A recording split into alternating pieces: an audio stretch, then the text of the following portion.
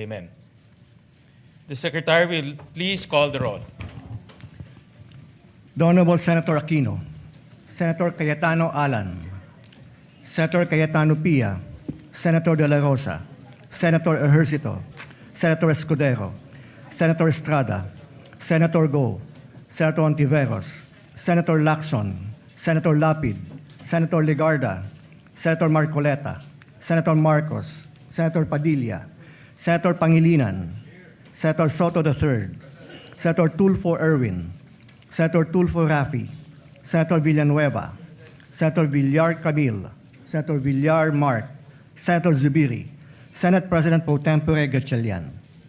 With 13 senators present, the Chair declares a quorum. Mr. President. Majority Leader. Thank you, Mr. President. Mr. President, I move that we proceed with the election of the Senate President of the Philippines. I so move. Is there any objection? Hearing none, the election of the Senate President is now in order. Mr. President, I move to, if I may be able to be recognized, to nominate our Senate President. Yes, we recognize the Majority Leader. Mr. President, I rise today to nominate Senate President Pro Temp Sherwin Gatchalian as the President of the Senate of the Philippines. Throughout his public service career as member of the House of Representatives, as mayor of Valenzuela City, and as senator, he has consistently proven his competence, his effective leadership, and his unparalleled work ethic. Siya nga po palagi ang nagsasara ng Senado, staying late in his office even after adjournment.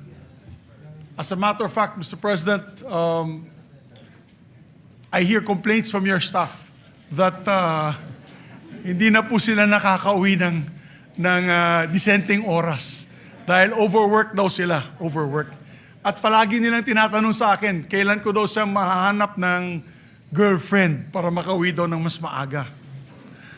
Kaya, Mr. President, ikaw nga po daw, ang sinasabi niya, nagsasara ng Senado, na wala na pong staff, ikaw na lang po naiiwan. And that just shows your dedication, Mr. President, on how hardworking you are in preparing for the days ahead. He has ably led some of our most demanding and time-consuming and consequential committees, namely the Committee on Energy, the Committee on Economic Affairs, the Committee on Basic Education, and most notably, the Committee on Finance. As Finance Chair, he had navigated the very challenging period in the wake of flood control scams coming into light. But he led the Finance Committee with great resolve, spearheading unprecedented initiatives to ensure accountability and transparency in the national budget. I believe that this last budget, my dear colleagues, was one of the most transparent in recent history. As a matter of fact, whatever projects that we wanted to insert or amend into the budget, we had to come up with voluminous requirements and documents coming from the agencies themselves and the receiving bodies like the LGUs. And that was the request, not just the request, it was the demand of then Finance Chair Wing Gatchalian. He is the leader that the Senate needs in this time of division and disarray, and he has done this before. I know he'll be able to rise above the fray and lead us back to our principal function, which is to attend to the work of legislation. I have every confidence that as Senate President, he'll be able to set the institution back on the right path, guided by the highest standards of service, integrity, and morality. To my colleagues, I plead, let us elect Senate President Gatchalian and let us get back to our work in this hallowed institution. Maraming salamat po, Mr. President.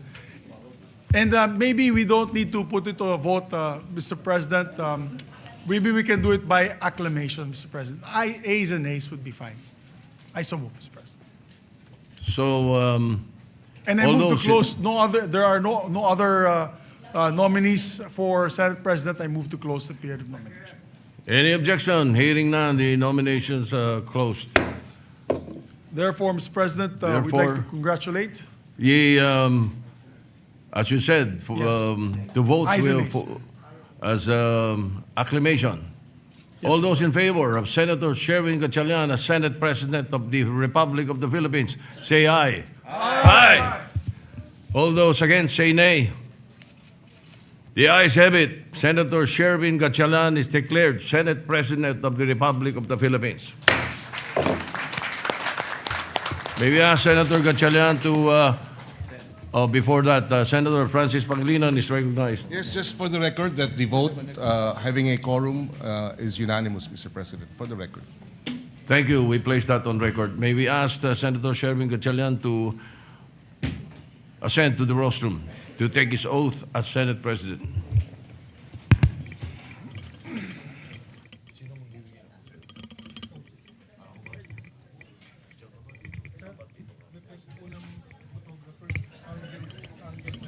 For the record, Mr. President.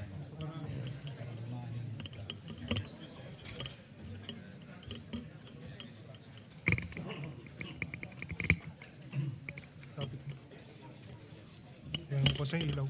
Spotlight. May mga kasama ka. Meron.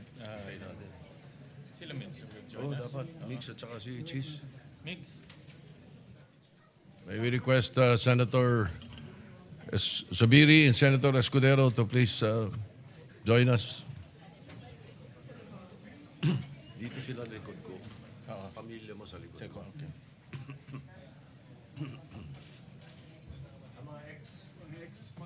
Mga Dito.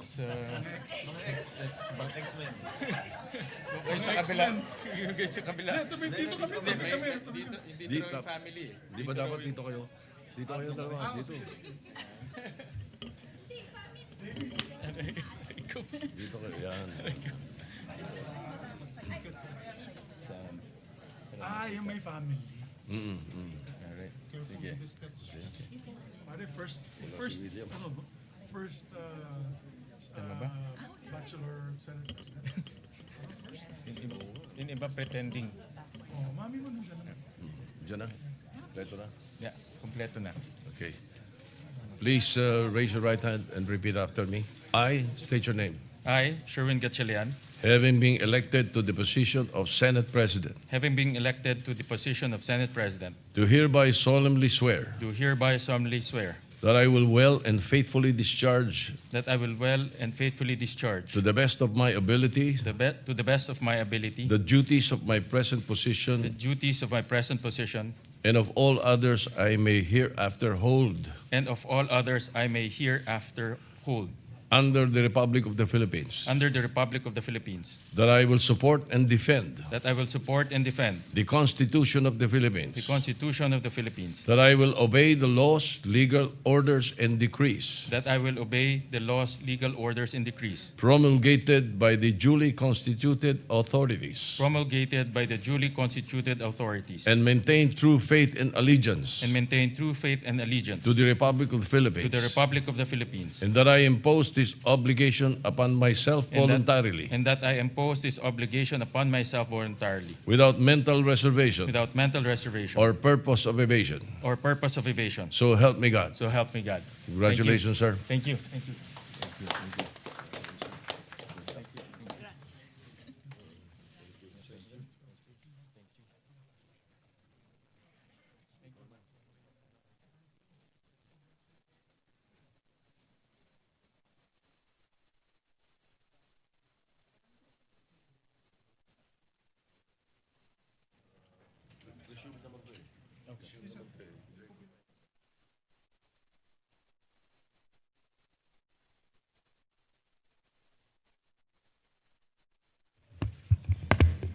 Majority Leader.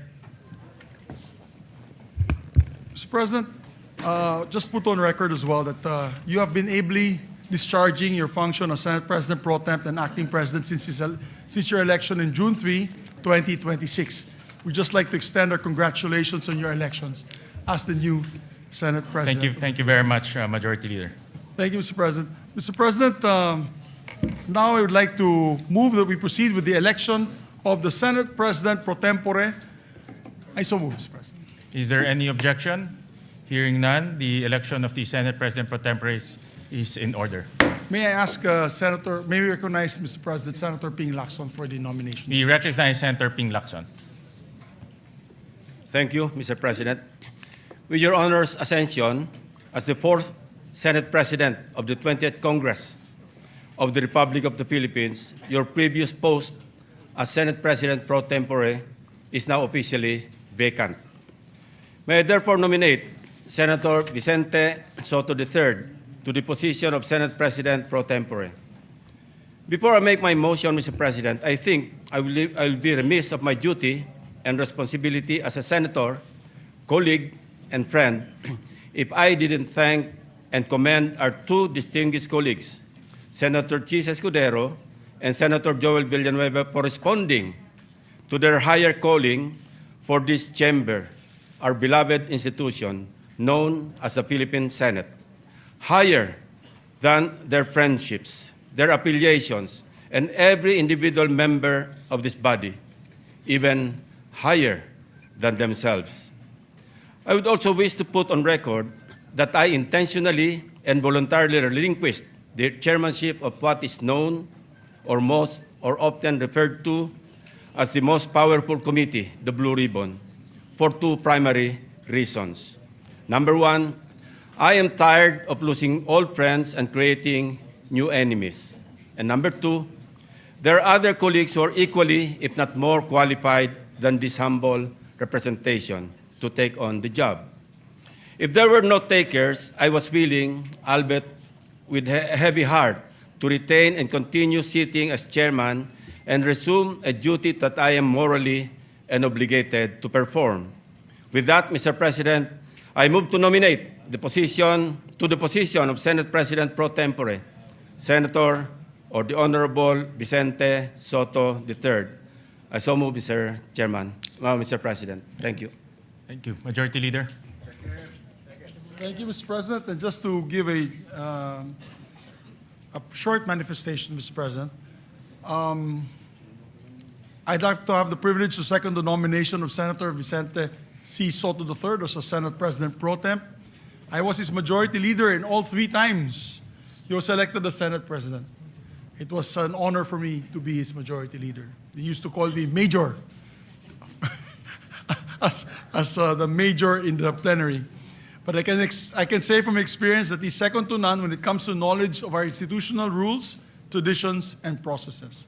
He's what we need in the Senate leadership today, someone who will protect the stability of the Senate and uphold the rules that give this institution shape and direction.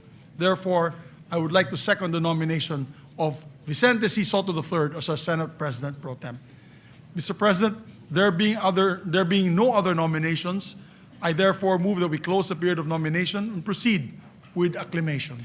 We therefore close the period of nominations and proceed to the voting for the Senate President pro tempore.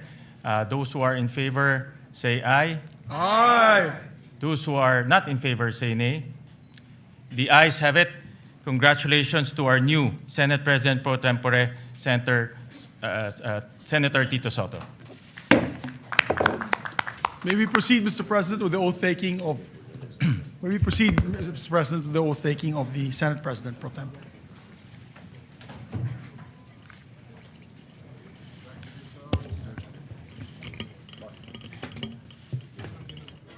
Sabi daw pang retirement position ni Senate President pro tempore.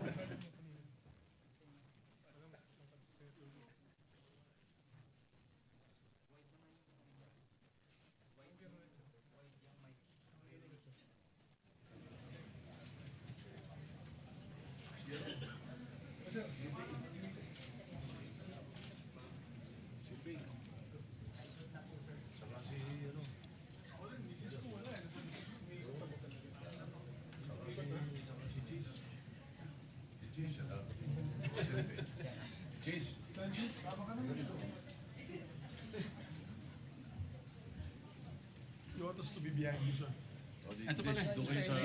Ayan pala. Congratulations, sir. Thank you. Sorry, dito na kami dumaan, sir.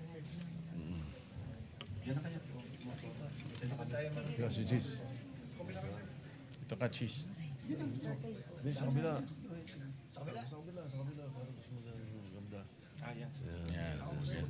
Sa tabi ko. Mamaya. Ako na mag-isa eh. Okay.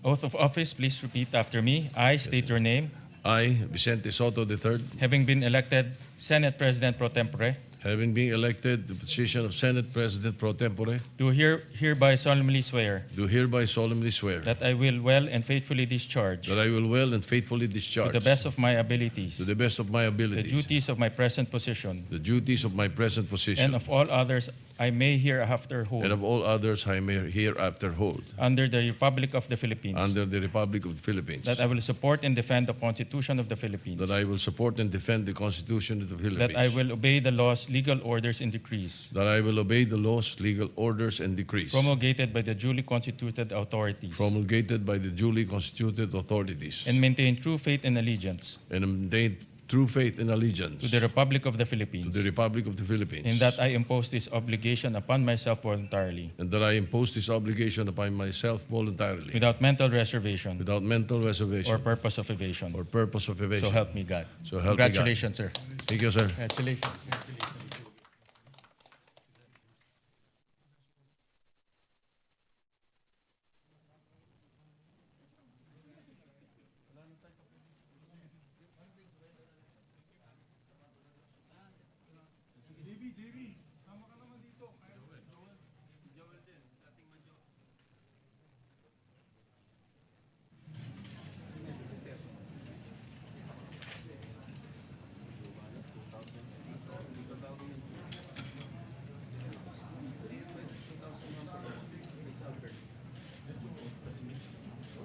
Wala nang nomination. Hindi, off lang.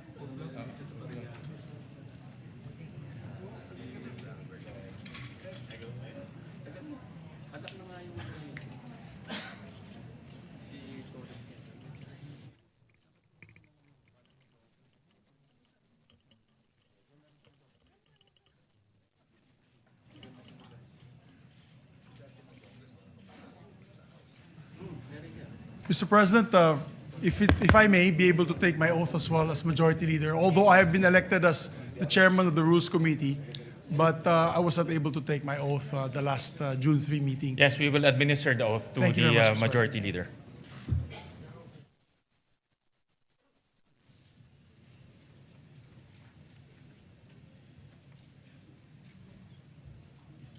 Ito yung isang Congress na pang-apat na yung Senate President. Oath of office. Please repeat after me. I state your name.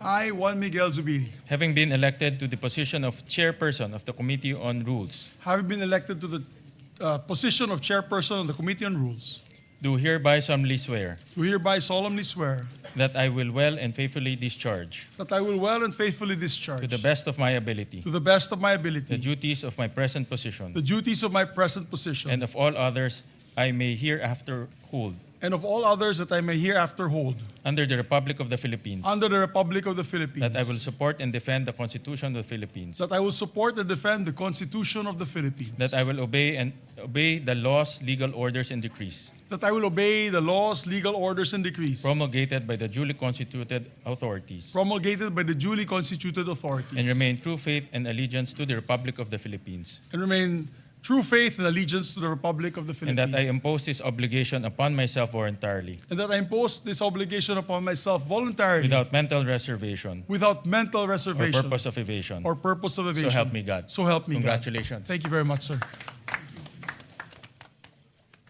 Thank you, sir.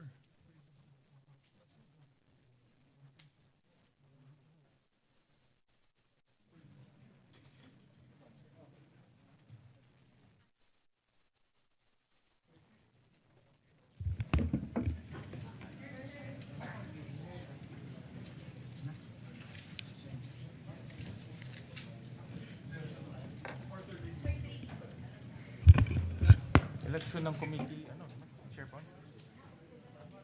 Election ng committee chairperson.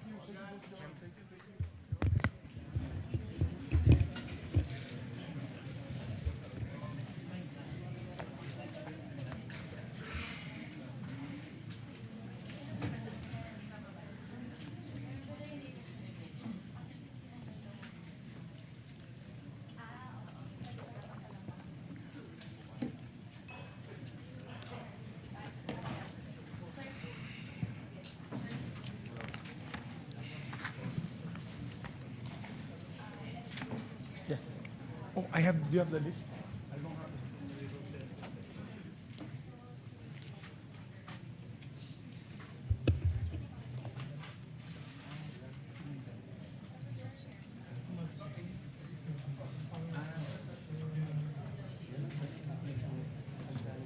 Majority Leader. Yes, Mr. President, we're about to elect the members of the different committees so that we can buckle down to work, Mr. Correct. President. But I need just a 1-minute suspension to get the list from the staff. 1 minute suspension.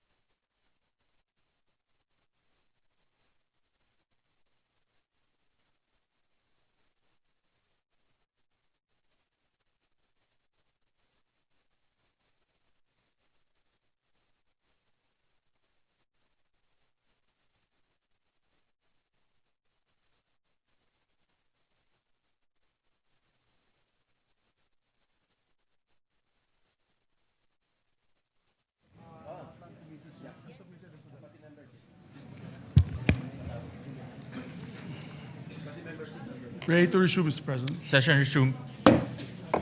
Mr. President, while our secretariat is still printing out the names of the other members of the committees, I'd just like to put on record the chairpersons of some of the committees have already been elected in June 3, 2026 to complete the committee chairmanships and memberships. I now move to elect the following senators as chairpersons and members of the following committees. If I may, Mr. President. Go ahead, Majority Leader. Mr. President, I move for the constitution of the Committee on Accountability and Public Officers and Investigations, or the Blue Ribbon Committee, to be composed of 17 regular members and 3 ex officio members, reflecting an 11-9 majority-minority ratio. With the chairperson being elected, which is Senator Erwin Tulfo, and with 3 ex officio members taken into account, I move that all majority members, with the exception of one, which is Senator Chis Escudero, he requested to be the one not as a member of the committee, be elected as members of the said committee. I further move that all remaining senators who are currently in active discharge of their senatorial functions and who are not otherwise designated as ex officio members be elected as regular members, subject to the prescribed membership limit under the rules. So moved, Mr. President. Is there any objection? Hearing none, the motion is approved. Yes, just to explain to the public that's listening, all members, actually 17 members po ang membership ng Committee on Accountability and That's three. Public Officers and Investigations, the Blue Ribbon Committee. Ibig po sabihin yan, 17 members plus yung ex officio members, which is the Senate President Pro Temp, the Majority Leader, the deputies, the two Deputy Majority Leaders, the Minority Leader, and also the Deputy Minority Leader. So halos lahat po, sa lahat na nakikinig po sa atin na yung araw na ito, halos lahat ng members ng Senado, except for one, ay magiging membro ng Blue Ribbon. So we just move today, Mr. President, to state that fact and put on the record. So noted. Thank you very much, Mr. President. And upon the instruction of the chairperson, Senator Erwin Tulfo, I manifest the designation of Senator Kiko Pangilinan as vice chairperson of the said committee. Is there any objection? Hearing none, manifestation is noted. Mr. President, I'd like to also move on the election of members of the Committee on Social Justice on the part of the majority. The chairperson is Senator Erwin Tulfo, the vice chairperson is Senator Risa Ontiveros, and the members are Senator Kiko Pangilinan, Senator Manuel Lito Lapid, and Senator Rafi Tulfo. Is there any objection? Hearing none, the motion is approved. Mr. President, I move to elect the members of the Committee on Energy. The chairperson being Senator Erwin Tulfo, vice chairperson Senator J.V. Ejercito, members Senator Risa Ontiveros, Senator Bam Aquino, Senator Lito Lapid, and Senator Rafi Tulfo. We still need two members of the majority. I'll wait for the chairperson to give me the names of the two additional members. I so move, Mr. President. Is there any objection? Hearing none, the motion is approved. Thank you, Mr. President. Mr. President, I move that we elect the members of the Committee on Trade, Commerce, and Entrepreneurship. As chairperson, Senator Bam Aquino, and as members, Senator J.V. Ejercito, Senator Cheese Escudero, Senator Manuel Lito Lapid, Senator Kiko Pangilinan, and Senator Rafi Tulfo. Is there any objection? Hearing none, the motion is approved. Mr. President, I move that we elect the members of the Committee on Constitutional Amendments and Revision of Codes. The chairperson being Senator Francis Kiko Pangilinan, and members Senators Risa Ontiveros, Senator Ping Lacson, Senator J.V. Ejercito, Senator Bam Aquino, Senator Lito Lapid, and Senator Cheese Escudero. I so move. Is there any objection? Hearing none, the motion is approved.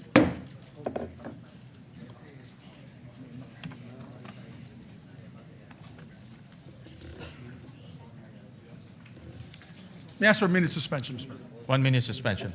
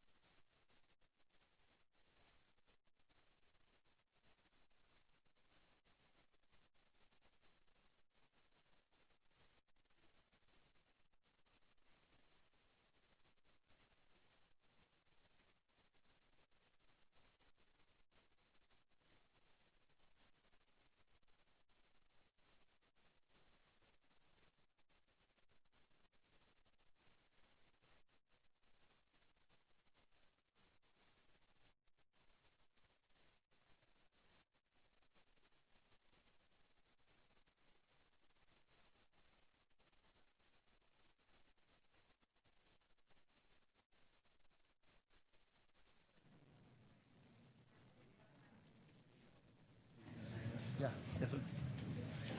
Mr. President, may I continue, Mr. President? Session resumed. Thank you, Mr. President. We'd like to elect also the members of the Committee on Agriculture, Food, and Agrarian Reform. The chairperson being Senator Francis Kiko Pangilinan, the Vice Chairperson being Senator J.V. Ejercito, members Senator Risa Ontiveros, Senator Bam Aquino, Senator Lito Lapid, Senator Erwin Tulfo, Senator Raffy Tulfo, Senator Chis Escudero, and Senator Joel Villanueva. I so move. Is there any objection? Hearing none, the motion is approved. Mr. President, I move that we elect also the members of the Committee on Basic Education, the chairperson being Senator Bam Aquino, members Senator J.V. Ejercito, Senator Risa Ontiveros, Senator Lito Lapid, Senator Kiko Pangilinan, Senator Raffy Tulfo, Senator Erwin Tulfo, and Senator Joel Villanueva. I so move. Is there any objection? Hearing none, the motion is approved. And Mr. President, I also like to move to the Commission on Appointments. We'd like to elect Senators Panfilo Lacson, Senator Mig Zubiri, Senator Joel Villanueva, Senator Risa Ontiveros, Senator Tito Soto, Senator Raffy Tulfo, and Senator J.V. Ejercito as members of the Commission on Appointments. Is there any objection? Hearing none, the aforementioned senators are hereby elected. Thank you, Mr. President. I would like to also move to elect Senators Bam Aquino, Senators Kiko Pangilinan, Senator Lapid, and Senator Escudero as members of the Senate Electoral Tribunal. Is there any objection? Hearing none, the aforementioned senators are hereby elected. Thank you, Mr. President. May I just ask for another minute suspension? 1 minute suspension.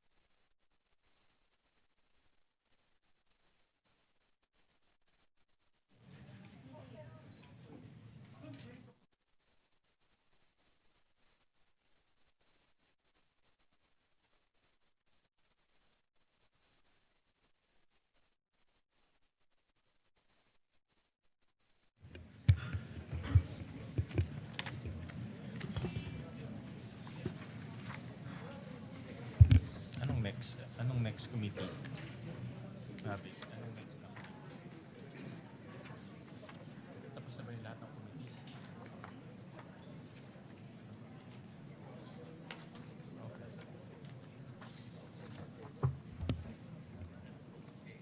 Resignation ng vice.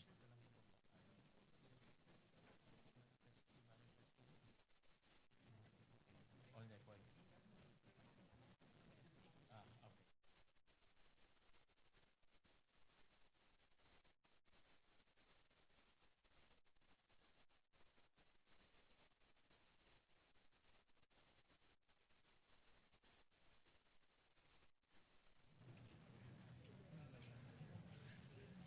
Ready to resume, Mr. President.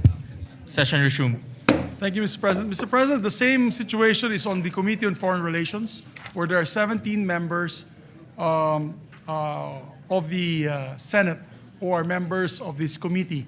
I move, and me being the chairperson, Mr. President, that was elected last June 3, that I have attained the position as chairperson of the Committee on Foreign Relations, and that all members be made as members of the Foreign Relations, except for one on our part, Mr. President, with the permission of Senator Lito Lapid. Does the committee have 17 members as well?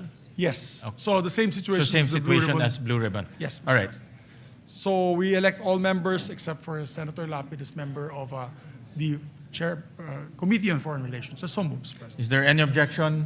Hearing none, the motion is approved. Thank you, Mr. President. Mr. President, also for the Committee on Science and Technology, I move that we elect the members, the chairperson being Senator Bam Aquino, the members being Senator J.V. Ejercito, Senator Kiko Pangilinan, and Senator Orisa Ontiveros. I so move, Mr. President. Is there any objection? Hearing none, the motion is approved. Mr. President, I'd like to also move to elect the members of the Committee on Justice, the chairperson being Senator Francis Kiko Pangilinan, Vice Chairperson Senator Ping Lacson, and members Senator Risa Ontiveros, Senator Bam Aquino, and Senator Joel Villanueva. Is there any objection? Hearing none, motion is approved. And also like to designate, for the record, Senator Ping Lacson as one of the Vice Chairpersons of the Blue Ribbon Committee. I forgot to mention earlier. So noted. May I ask for a minute suspension, Mr. President? 1 minute suspension.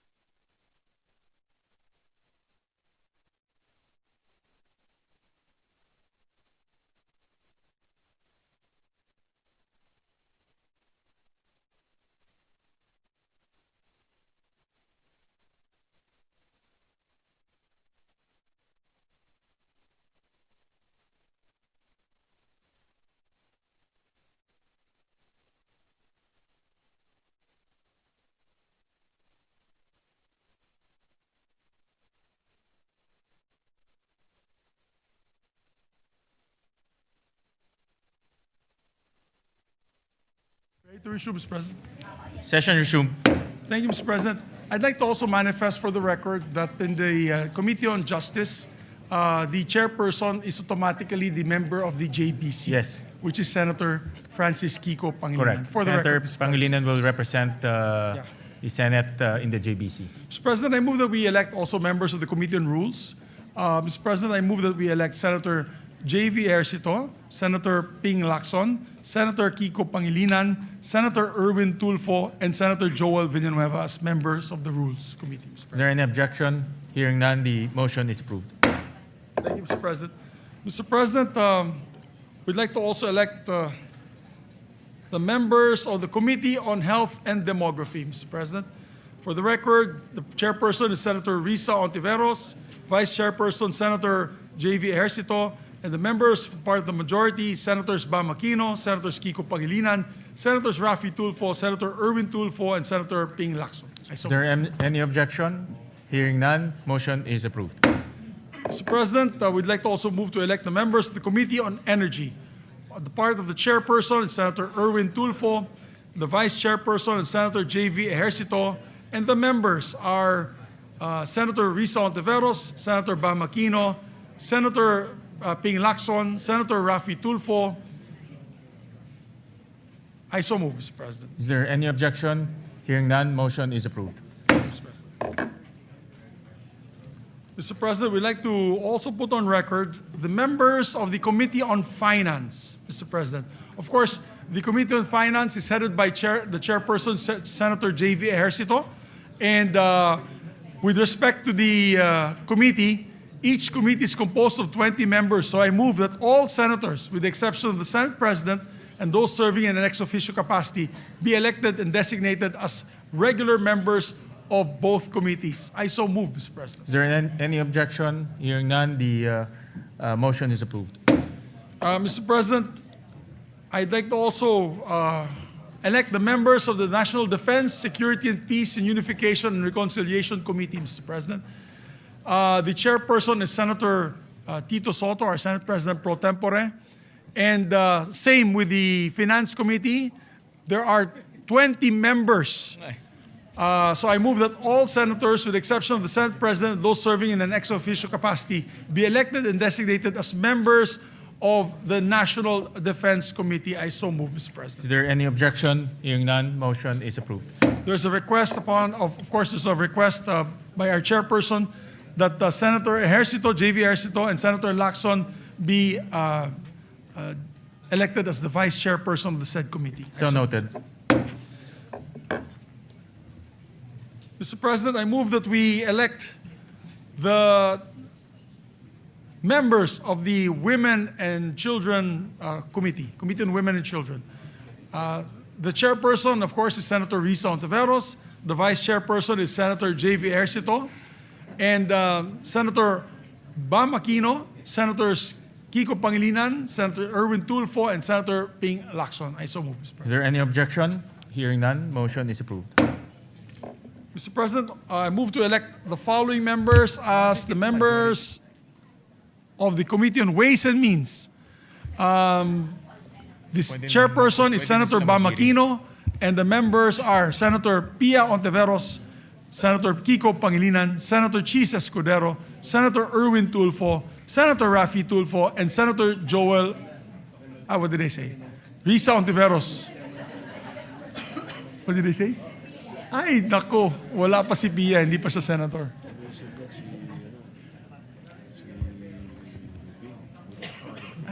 Senator Pia. Okay, my apologies, Mr. President. My apologies. The chairperson of the Ways and Means Committee is Senator Ping Lacson, Mr. President. And Vice Chair will be Senator Bam Aquino, Senator Risa Ontiveros, Senator Kiko Pangilinan, Senator Francis Escudero, Senator Erwin Tulfo, Senator Rafi Tulfo, and Senator Joel Villanueva. So moved. Is there any objection? Hearing none, motion is carried. May I ask for another minute suspension? Session suspended.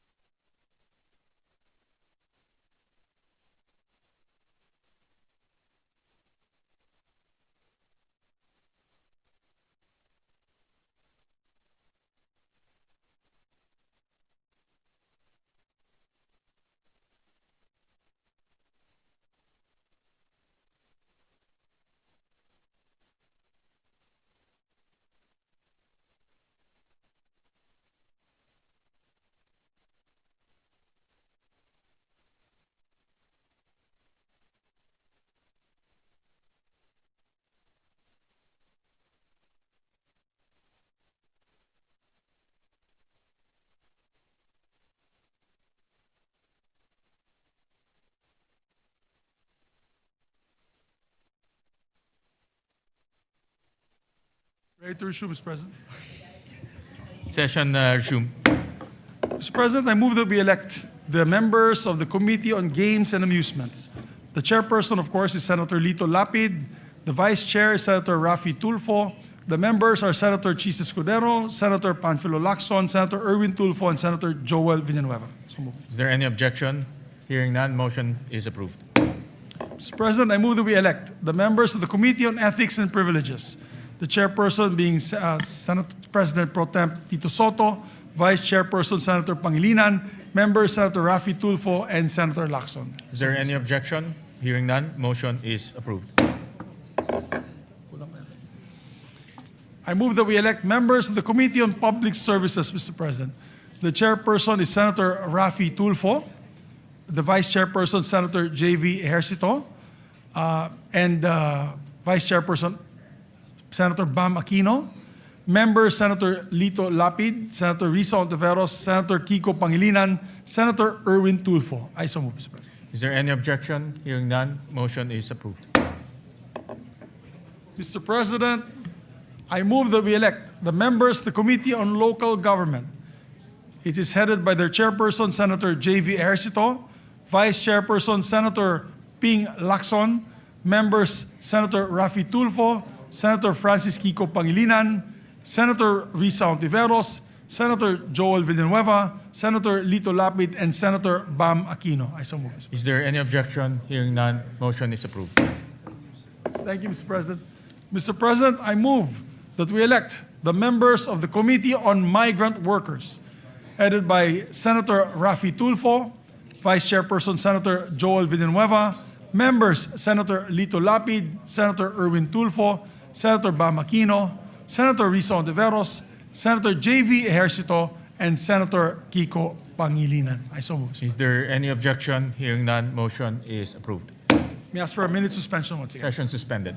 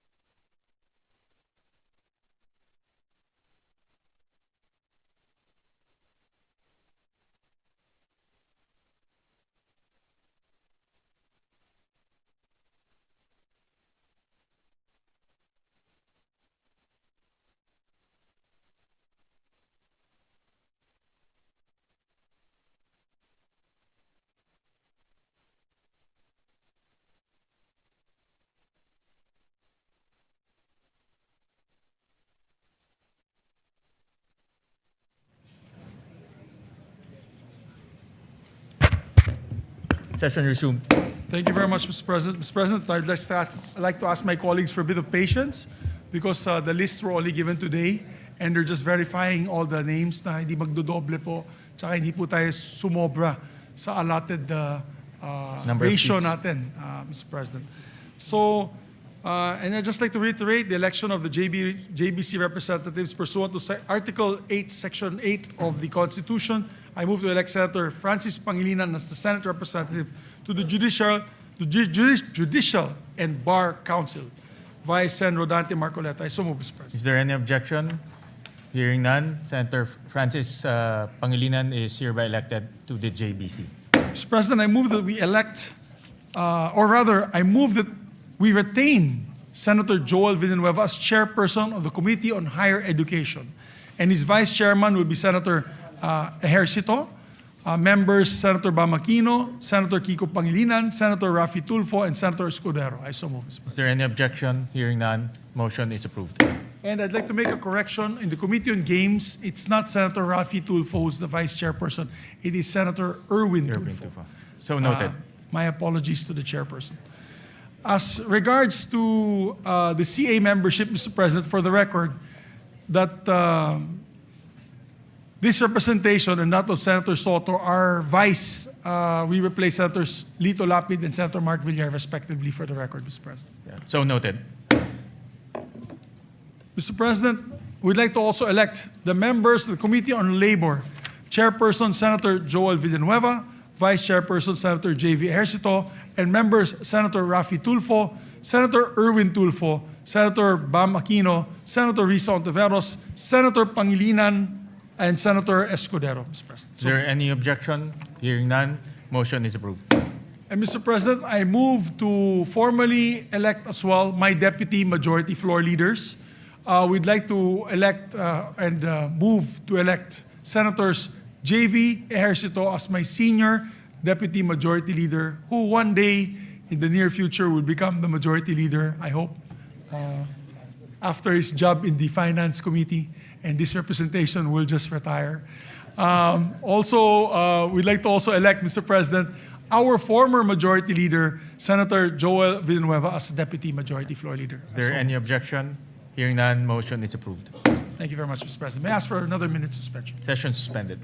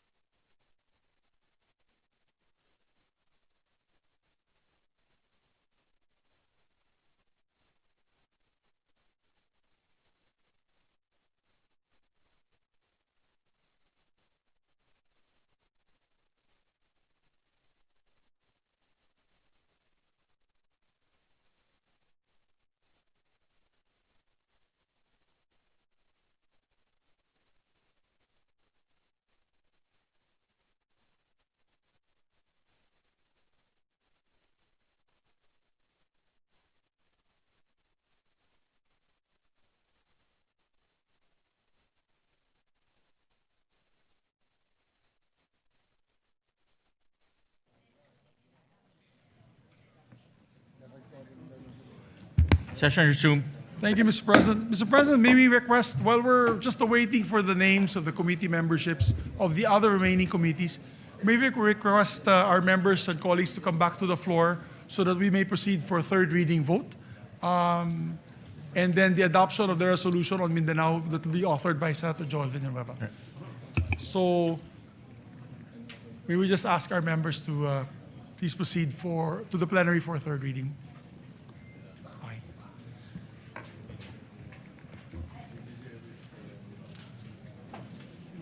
Erwin and Senator Newton. Okay. Senator Erwin.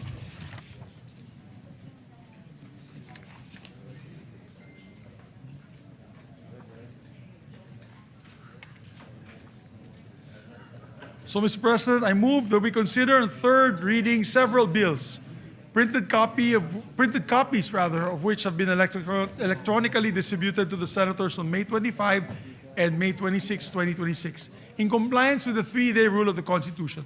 With that, Mr. President, I move to consider a third reading Senate Bill number 2092.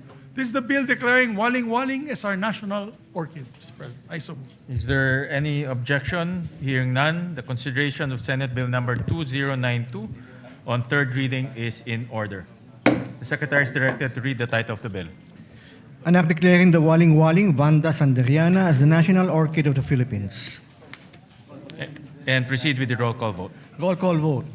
Senator Aquino, Senator Cayetano Alan, Senator Cayetano Pia, Senator De La Rosa, Senator Ejercito, Senator Escudero, Senator Estrada, Senator Go, Senator Ontiveros, Senator Lacson, Senator Lapid, Senator Legarda, Senator Marcoleta, Senator Marcos, Senator Padilla, Senator Pangilinan, Senator Soto, Senator Tulfo Erwin, Senator Tulfo Rafi, Senator Villanueva, Senator Villar Camil, Senator Villar Mark, Senator Zubiri, Yes. Senate President Gatchalian. Yes. With 13 affirmative votes, 0 negative votes, 0 abstention, SB number 2092 is approved on third reading. Thank you, Mr. President. Mr. President, I move to consider third reading House Bill number 6639. This is the bill granting Philippine citizenship to Benny Boatwright III. I so move, Mr. President. Is there any objection? Consideration of House Bill number 6639 on third reading is in order. The Secretary is directed. And before we proceed with the voting, Mr. President, I would just like to put on record, they were here 3 days straight in the last, before we ended the session, and I think they're back onto training, so I think it's okay that we elect them in absentia, because they deserve it, Mr. President. They were here 3 days before we ended session. Correct. In fairness to them, they were here present Yes, physically both- for 3 both, days. members, it's not both, their fault that gentlemen. their citizenship was not considered last time, and I understand that they're now undergoing training Yes. and representing the country. Yes, Senator Kiko Pangilinan is recognized. That is correct, Mr. President. They were here, a sponsor of the measure. They were here every day and witnessed the proceedings or the lack of proceedings. But then we will make arrangements, Mr. President, that when we when we convene for the SONA, or perhaps that week of the SONA, that they come and visit us here in plenary, Mr. President. Both Benny Boatwright and Matt Ramos, Mr. President. for We the take note of that. So we move to proceed with the roll call vote, Mr. President. The Secretary is directed to read the title of the bill and proceed with the roll call vote. An act granting Philippine citizenship to Benny Francois Boatwright III. Roll call vote. The Honorable Senator Aquino, Senator Cayetano Alan, Senator Cayetano Pia, Senator De La Rosa, Senator Ejercito, Senator Escudero, Senator Estrada, Senator Go, Senator Ontiveros, Senator Lacson, Senator Lapid, Senator Legarda, Senator Marcoleta, Senator Marcos, Senator Padilla, Senator Pangilinan, Senator Soto, Senator Tulfo Erwin, Senator Tulfo Rafi, Senator Villanueva, Senator Villar Camil, Senator Villar Mark, Senator Zubiri, Senate President Gatchalian. With 13 affirmative votes, 0 negative votes, 0 abstentions, House Bill number 6639 is approved on third reading. Thank you, Mr. President. Mr. President, move to consider as well for third reading vote House Bill number 6644, the bill granting Philippine citizenship to Matthew James Ramos. I so move, Mr. President. Is there any objection? Hearing none, consideration of House Bill number 6644 on third reading is in order. The Secretary is directed to read the title of the bill and proceed with the roll call vote. An act granting Philippine citizenship to Matthew James Ramos. Roll call vote. Senator Aquino, Senator Cayetano Alan, Senator Cayetano Pia, Senator De La Rosa, Senator Ejercito, Senator Escudero, Senator Estrada, Senator Go, Senator Ontiveros, Senator Lacson, Senator Lapid, Senator Legarda, Senator Marcoleta, Senator Marcos, Senator Padilla, Senator Pangilinan, Senator Soto, Senator Tulfo Erwin, Senator Tulfo Rafi, Senator Villanueva, Senator Villar Camil, Senator Villar Mark, Senator Zubiri, Senate President Gatchalian. Yes. With 13 affirmative votes, 0 negative votes, 0 abstentions, House Bill number 6644 is approved on third reading. Thank you very much, Mr. President. Congratulations to the authors and sponsors of the three measures. Mr. President, I move that we dispense with the reading of the journals of the 68th and 69th session, May 26 and June 3, 2026, and consider the same as approved. Is there any objection? Hearing none, the motion is approved. Mr. President, now we take up a very important measure that our dear colleague, distinguished former majority leader, had filed. I move that we consider proposed Senate Resolution number 447, and this is a resolution urging adequate funding for Mindanao earthquake relief and rehabilitation. I so move, Mr. President. Is there any objection? Hearing none, the motion is approved. Mr. President, I move that we recognize a distinguished former majority floor leader, our deputy majority floor leader, no other than our distinguished colleague from Bulacan, Senator Joel Villanueva. We recognize the distinguished gentleman from Bulacan. Thank you very Senator much, Villanueva. Mr. President, our distinguished majority leader. Mr. President, distinguished colleagues, it is an honor to rise before this august chamber to sponsor proposed Senate Resolution number 447, urging the national government to ensure adequate funding and resources for the relief, rehabilitation, reconstruction, and recovery of communities devastated by the recent earthquake in Mindanao. Ginoong Pangulo, ang usapin po natin ngayon ay hindi lamang tungkol sa pondo. Ito po ay tungkol sa mga buhay na winasak ng lindol at sa ating tungkulin na tulungan ang ating mga kababayan na muli pong makabangon. Noong pong 8 ng Hunyo, isang magnitude 7.8 na lindol ang tumama malapit sa Sarangani Province. Sa loob lamang po ng ilang minuto, nagbago ang buhay ng daang-daang libong Pilipino. As of June 16, at least 68 lives have been lost. More than 1,000 have been injured, and over 30 remain missing. Mahigit 1 milyong individual o higit 330,000 families ang naapektuhan, habang halos 19,000 pa rin ang nananatili sa evacuation centers.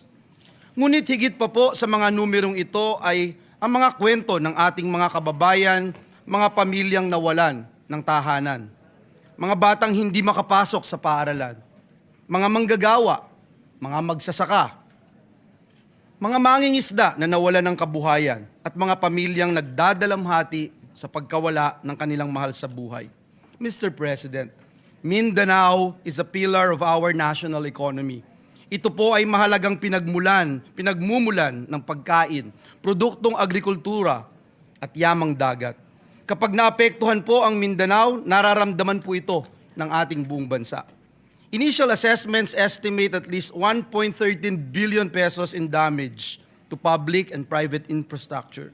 And that figure is expected to rise, Mr. President, as assessments continue.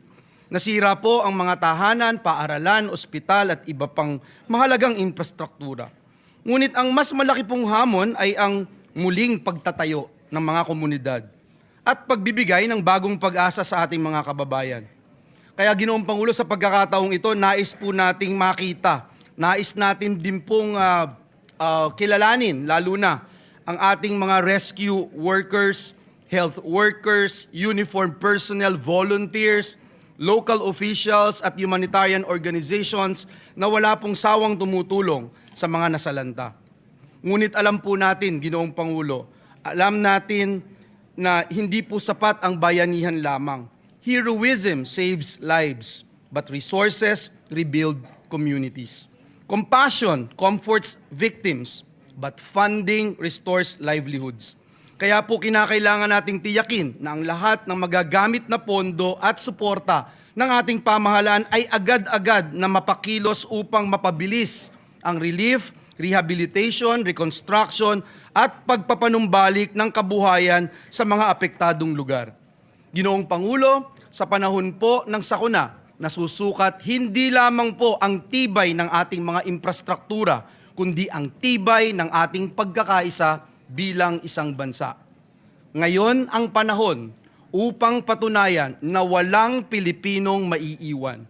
And for these reasons, Mr. President, I respectfully seek the support of our esteemed colleagues for the immediate adoption of this resolution. Marami pong salamat at pagpalain tayong lahat ng ating Panginoong Diyos. Senator Erwin Tulfo is recognized, then Senator Kiko Pangilinan. May we recognize as well Senator J.V. Ejercito to And sponsor. Senator, we And then recognize, after which, sorry. yeah, we recognize Senator JV first for his Yes, I have the co-sponsorship. list. It's Senator J.V. Ejercito, Mr. President. After that, Senator Kiko Pangilinan and Senator Erwin Tulfo.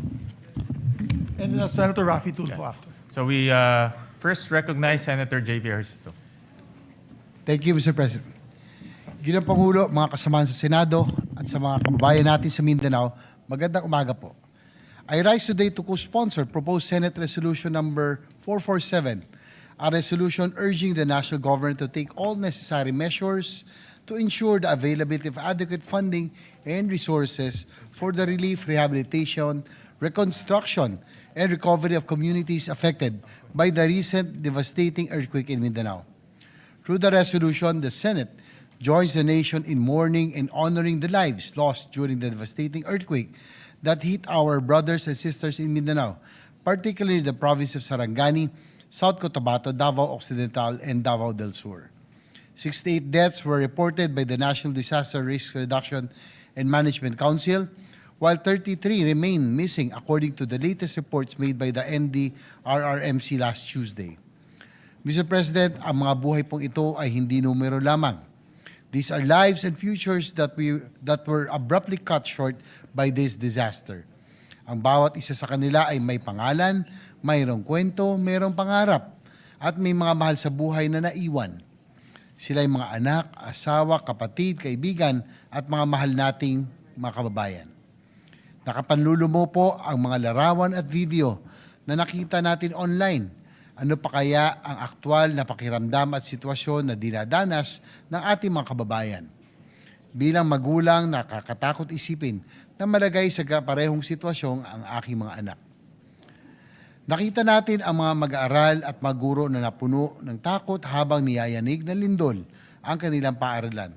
Nakita natin ang ilan nating kababayan na wala nang magawa kung hindi tignan na lamang ang pagguho ng mga gusali at negosyo na kanilang pinagtrabahuhan at ipinundar. Bukod sa mga buhay na nasayang, maraming bahay ang nasira at maraming kabuhayan ang naapektuhan at nawala. Mr. President, this tragedy is a painful reminder that the country is so vulnerable to disasters and calamities, and that we have so much work to do in terms of disaster preparedness. Lalo na nating nakita ang kahalagan ng matatag na infrastruktura at sistema ng pagpaplano sa pagsasaayos ng ating mga komunidad. Resilience should not just be expected from our constituents, but should mean that our infrastructure systems and responses can withstand the wrath of nature. Sa ilalim ng liderato ni Senate President Win Gatchalian, mabilis na nakapag-abot ng paunang tulong ang Senado sa mapaktadong komunidad. Subalit alam natin na hindi matatawaran ng kahit anong ayuda, donasyon o anumang halaga ang mga buhay na nawala at ang sakit ng trahedya na dinaranas ng mga naiwang pamilya. Kaya naman, nakikiisa ko sa panawagan na sa pamamagitan ng Senate Resolution na ito ay tiyakin ng ating pamahalaan ang agaran at pangmatagalang suporta para sa rehabilitasyon at pagbangon ng Mindanao. Bigyan natin ng malalim na kahulugan ang mga nawalang buhay sa pamamagitan ng pagtiyak na ang naiwan ay muling makapagsisimula. Ginoong Pangulo, gagawin natin ang ating tungkulin dito sa Senado. Bilang inyong bagong halal na Chairman ng Committee on Finance, titiyakin natin na mayroong nakalaang suporta upang maibalik ang kaayusan, seguridad at dignidad ng pamumuhay ng mga kapatid natin sa Mindanao na lubhang naapektuhan ng sakuna. Maraming pagsubok na ang dinaanan ng ating bansa, maraming bagyo, lindol at iba pang kalamidad at pandemya ang sumubok sa tibay ng sambayanang Pilipino. Sa mga panahong mahirap para sa ating mga kababayan, ang pagbangon, ipakita natin na mayroon silang maasahan na gobyerno at mga namumuno. Lubos po tayo nakikiramay sa mga pamilyang nawalan at nakikisa tayo sa buong Mindanao sa panahong ito ng pagdadalamhati. Bangon Mindanao, maraming salamat po. Maraming salamat, Senator JV. We recognize Senator Erwin, Kiko Pangilinan.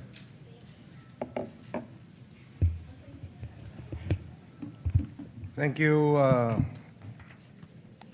Senate President Gatchalian. Dear colleagues, I rise to co-sponsor Senator Joel Villanueva's Senate Resolution number 447. In times of calamity, the Senate must speak as one. I commend Senator Joel Villanueva for his quick thinking and swift leadership on this resolution, which reflects the Senate's shared duty to help Mindanao recover, rebuild, and prosper. Strategic national priority ang mabilis at tuloy-tuloy na pagbangon ng Mindanao mula sa lindol noong Hunyo 8. Bakit? Dahil nasa Mindanao ang humigit kumulang 1/3 na pinakamahihirap nating mga kababayan, habang 40% ng food supply ng ating buong bansa ay galing dito. Pinakamalawak na produkto ng nyug, pinakamalawak na coconut farm sa buong Pilipinas ay nasa Mindanao.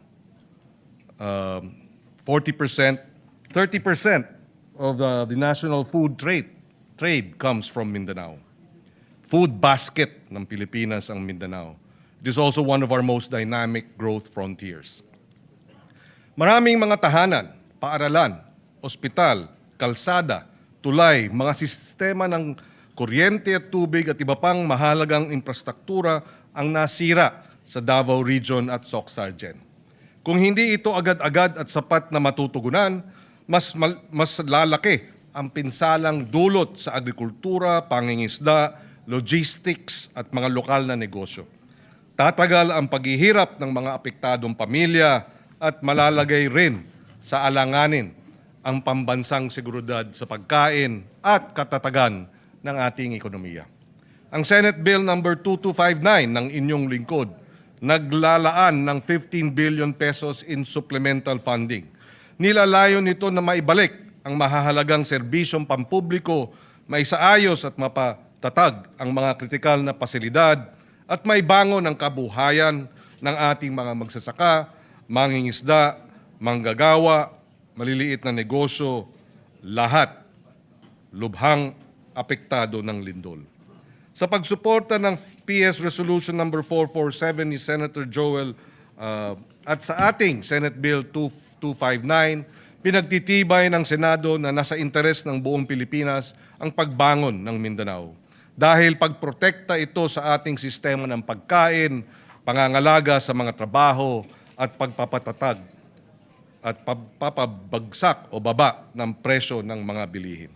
Sa sama-sama nating pagkilos, bubuo tayo ng isang Mindanao na mas matatag, mas ligtas, at mas handa, gayon din ng buong bansa. Kaysa natin ang ating mga kababayan sa Mindanao at hindi natin iiwan ang mga kababayan natin dito. Maraming salamat. And again, maraming salamat kay Senator Joel for sponsoring this measure. We recognize the gentleman from Palawan, Senator Erwin Tulfo. Thank you, Mr. President. I rise today to express my full support and to formally manifest my co-sponsorship of the Senate Resolution number 447, which urges the government to take all necessary measures to assist the people of Mindanao following the recent earthquake that has caused significant damage to lives, homes, infrastructure, and livelihoods. In times of calamity, it is our duty as public servants to ensure that affected communities receive immediate, adequate assistance. The earthquake has brought hardship and uncertainty to many families, underscoring the need for a swift, coordinated, and comprehensive response from all concerned agencies. Through this resolution, we reaffirm our commitment to mobilizing relief efforts, providing emergency assistance, restoring essential services, and supporting the long-term recovery and rehabilitation affected areas. We also recognize the resilience of the people of Mindanao and stand in solidarity with them as they rebuild their communities. It is imperative that the national government, together with local government units and relevant stakeholders, work closely to address the urgent needs of those affected and to strengthen disaster preparedness and response mechanism to mitigate the impact of future calamities. Ginoong Pangulo at mga kasamahan, ito po yung sinasabi ko noon pa at paulit-ulit ko na sinasabi. Isang tabi po natin ang ating mga personal or group interest. Alang-alang po sa mas nakakarami sa atin. We commend Senator Joel Villanueva for coming in today to file this resolution for the victims of the Mindanao quake. Thank you, Senator Joel Villanueva, for this resolution. For this reason, I wholeheartedly support and co-sponsor Senate Resolution number 447, Mr. President, and urge its immediate adoption. Thank you and good morning. Any more, Majority Leader? Any more, Senator Rafi? Yeah. While waiting for Senator Rafi, let me commend the resolution filed by Senator Joel Villanueva, PS Resolution 447. Ito po ay napapanahon dahil po yung naranasan ng Mindanao, particularly Sarangani and Jensan, ay isa sa pinakamalakas na lindol na naranasan po ng ating bansa. At marami pong infrastruktura na Senator JV at Senator Migs. At marami rin pong nasawi na buhay. At kami po ay nakikiramay at nakikiisa po sa mga kababayan ho natin sa Jensan, Sarangani at sa lahat pong ng lugar na tinamaan po ng lindol. At kaya po nagbibigay pugay ho kami kay Senator Joel dahil ito pong resolution ay nagdedirekta ng mabilis na action at mabilis po na pag-release ng pondo para po makatulong po sa mga kababayan natin sa Mindanao. With that, we recognize Senator Rafi Tulfo. Mr. President, colleagues, I rise today to express my strong support for Senator Joel Villanueva, Senate Resolution 447 and 452 concerning the recent 7.8 earthquakes which struck Mindanao last June 8, 2026. Hindi basta numero mga biktima ng lindol o anumang kalamidad. Sila po ay mga pamilyang nawala ng mga mahal sa buhay, tahanan at kabuhayan. The people of Mindanao have shown remarkable resilience in the face of adversity. Ngunit hindi sapat ang katatagan lamang. Hindi natin maaaring iasa sa tibay ng loob ng ating mga kababayan ang kanilang pagbangon. Kailangan nila ang agarang tulong at buong suporta ng pamahalaan upang muling maitayo ang kanilang mga buhay at komunidad. These resolutions recognize the urgent need to assess the full extent of the damage, ensure the relief and rehabilitation efforts are delivered efficiently, and identify measures that will strengthen the preparedness of our community against future disasters. Kasabay po nito, kinikilala natin rin ang kabayanihan ng ating mga rescue workers, medical teams at frontliners na nagbuwis ng oras at lakas upang pangunahan ang ating recovery efforts. For these reasons, I express my support, again, for Senate Resolution 447 and 452 and urge my colleagues to continue working together to ensure that the affected communities receive the assistance, rehabilitation, and protection that they deserve. May we continue to pray for their rehabilitation and for the continued safety of all our kababayans. Maraming salamat po, Mr. President. Thank you. Thank you very much for the co-sponsorship speech. Majority Leader, any more Thank you very much, Mr. co-sponsorship? President. With that, no other members wish to sponsor the measure. I move that all members present be made co-sponsors, Mr. President. Is there any objection? Hearing none, motion is approved and all senators are made co-sponsors of this bill. Yes, Mr. President. Those who are present today. Okay. Mr. President, I move that we adopt proposed Senate Resolution number 447. I so move, Mr. President. Is there any objection?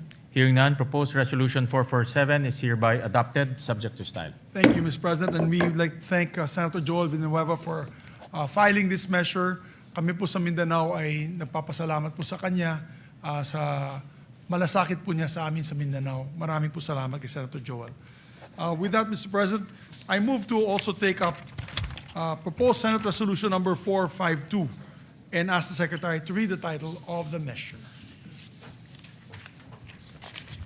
Resolution expressing the profound gratitude of the Senate of the Philippines to the rescue workers, social welfare and healthcare personnel, local government units, uniformed services, civil volunteer groups, and all humanitarian responders for providing swift life-saving assistance to affected communities in the aftermath of the magnitude 7.8 earthquake that struck Mindanao. Thank you, Mr. President. You are the sponsor Yes, of the measure, Mr. Mr. President. Do you wish to? Yes, Mr. sponsor President, or- I will just, Majority Leader, I will just insert my sponsorship speech for this resolution. Pero ito po ay simpleng pasasalamat sa ating mga frontliners, sa DSWD, in particular the Armed Forces of the Philippines who provided logistical support sa mga sinalanta po ng lindol. Kaya po ito ay isang pasasalamat sa lahat po ng frontliners natin. Kasama na rin po yung LGU na talagang kaagad rumisponde sa pinsala ng lindol. Thank you, Mr. President. Pero meron na po tayong mga kasamahan. Mr. President, with your permission and permission of the body, we would like to give short sponsorship speeches. Yes. May we recognize Senator J.V. Ejercito? He'll also insert to the records his sponsorship speech. And we'd like to recognize Senator Erwin Tulfo. We recognize Senator Erwin Tulfo for his co-sponsorship speech. Mr. President, colleagues, I rise today to manifest my support and co-sponsorship on Senate Resolution number 452, expressing the profound gratitude of the Senate to rescue workers, social welfare, healthcare personnel, local government units, uniformed services, civil volunteer groups, at sa lahat po ng humanitarian responders sa government man o sa pribadong kumpanya. Marami po akong nabalitaan na may mga private companies po. Yung iba po galing sa mga mining corporations na nagpadala po ng kanilang workers para tumulong po sa paghahanap sa mga natabunan ng mga gumuhong gusali. Therefore, Mr. President, this resolution would like to express my support to thank all those involved, including the local government units who were there at the very first instance, the first responders to go around to check their constituents. Maraming salamat po sa inyo. Thank you, Mr. President. Muli, nagpapasalamat ho kami sa ngalan po ng Senado. Nagpapasalamat ho kami sa ating mga rescue workers, social welfare and healthcare personnel, local government units, uniformed services, kasama na po ang Armed Forces of the Philippines, civil volunteer groups, and all humanitarian responders. Maraming salamat po. Yes, maraming salamat po, Mr. President.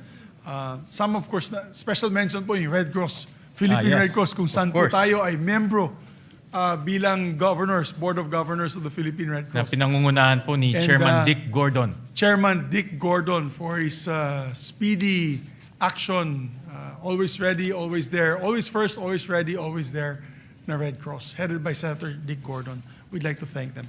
So with that, Mr. President, I move that we adopt proposed Senate Resolution number 452. I so move, Mr. President. Is there any objection? Hearing none, proposed resolution 452 is hereby adopted, subject to style. Thank you very much, Mr. President. Mr. President, we have a few bills that we can take up on the floor. Maybe we can just take this up already. We have to show our kababayans that we are working. We are going to pass several measures today.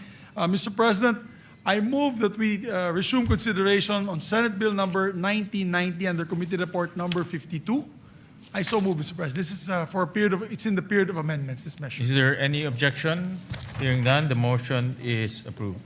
The measure is sponsored by our chairman, the Committee on Agriculture, Senator Francis Kiko Pangilinan. This is an act ensuring the development and promotion and protection of agricultural and fisheries cooperatives. Magandang panukala po ito, Mr. President. I move that we recognize the sponsor and we'll also recognize Senator I will introduce his. He already gave the amendment? Yes. So the amendments of Senator Joel are already with Senator Pangilinan. May we recognize the good sponsor, Mr. President? We recognize the gentleman from Pampanga, Senator Kiko Pangilinan. Thank you, Mr. President. Thank you, Majority Leader. Mr. President, as earlier manifested, we are in the period of amendments. Only Senator Joel Villanueva has introduced amendments, and therefore we can proceed on Section 11, Other Benefits and Privileges of Agriculture Co-ops. This is on page 9. Between lines 9 and 10, we insert the following proviso. Provided that the continued enjoyment of tax and fiscal incentives shall be subject to compliance with the assessment and rating system established under Section 21 of this Act, including standards on governance, financial transparency, member benefit distribution, and actual productive agriculture activity. So moved, Mr. President. Is there any objection? Hearing none, amendment is carried. Thank you, Mr. President. Another amendment of Senator Villanueva is Section 14, creation of the Bureau of Agriculture Cooperatives. On page 11, lines 22 and 23, delete the proviso and replace it with the following. Provided that the department shall, in coordination with the CDA and concerned local government units and subject to budgetary availability and applicable laws, establish a needs-based staffing framework for cooperative development officers based on agriculture population, geographic need, cooperative density, and other relevant development indicators, with priority given to the underserved and strategically significant agriculture areas. And therefore, the second paragraph of Section 14 will now read, it shall be a line bureau and headed by a bureau director. Its organizational and staffing pattern shall be determined by the department in consultation with the Department of Budget and Management, provided that the department shall, in coordination with the CDA and concerned local government units and subject to budgetary availability and applicable laws, establish a needs-based staffing framework for co-op development officers based on population, geographic needs, cooperative density, and other relevant development indicators with priority given to underserved and strategically significant agriculture areas. I so move, Mr. President. Is there any objection? Hearing none, amendment is approved. Thank you, Mr. President. We proceed to Section 15, Powers and Functions of the Bureau of Agriculture Co-ops. On page 12, between line 19 and 20, insert a new paragraph to read, the Bureau shall exercise its powers and functions in a manner complementary to and not duplicative of the powers and functions of the CDA under applicable laws. So move, Mr. President. Is there any objection? Hearing none, amendment is approved. Mr. President, Section 30, implementing rules and regulations, the amendment will be on page 17, deletes line 9 to 12 and replace them with the following. Section 30, implementing rules and regulations. The rules and regulations necessary for the effective and efficient enforcement of the provisions of this Act shall be formulated by the Department and the CDA in coordination with the relevant government agencies and in consultation with the LGUs, agriculture cooperatives, farmers and fisherfolk organizations, and other stakeholders, and shall be implemented within 90 days from the effectivity of this Act. Unjustified or willful failure or refusal of the concerned government agencies to promulgate the implementing rules and regulations, IRR, within the specified period shall subject the heads of these government agencies to administrative penalties under applicable civil service laws.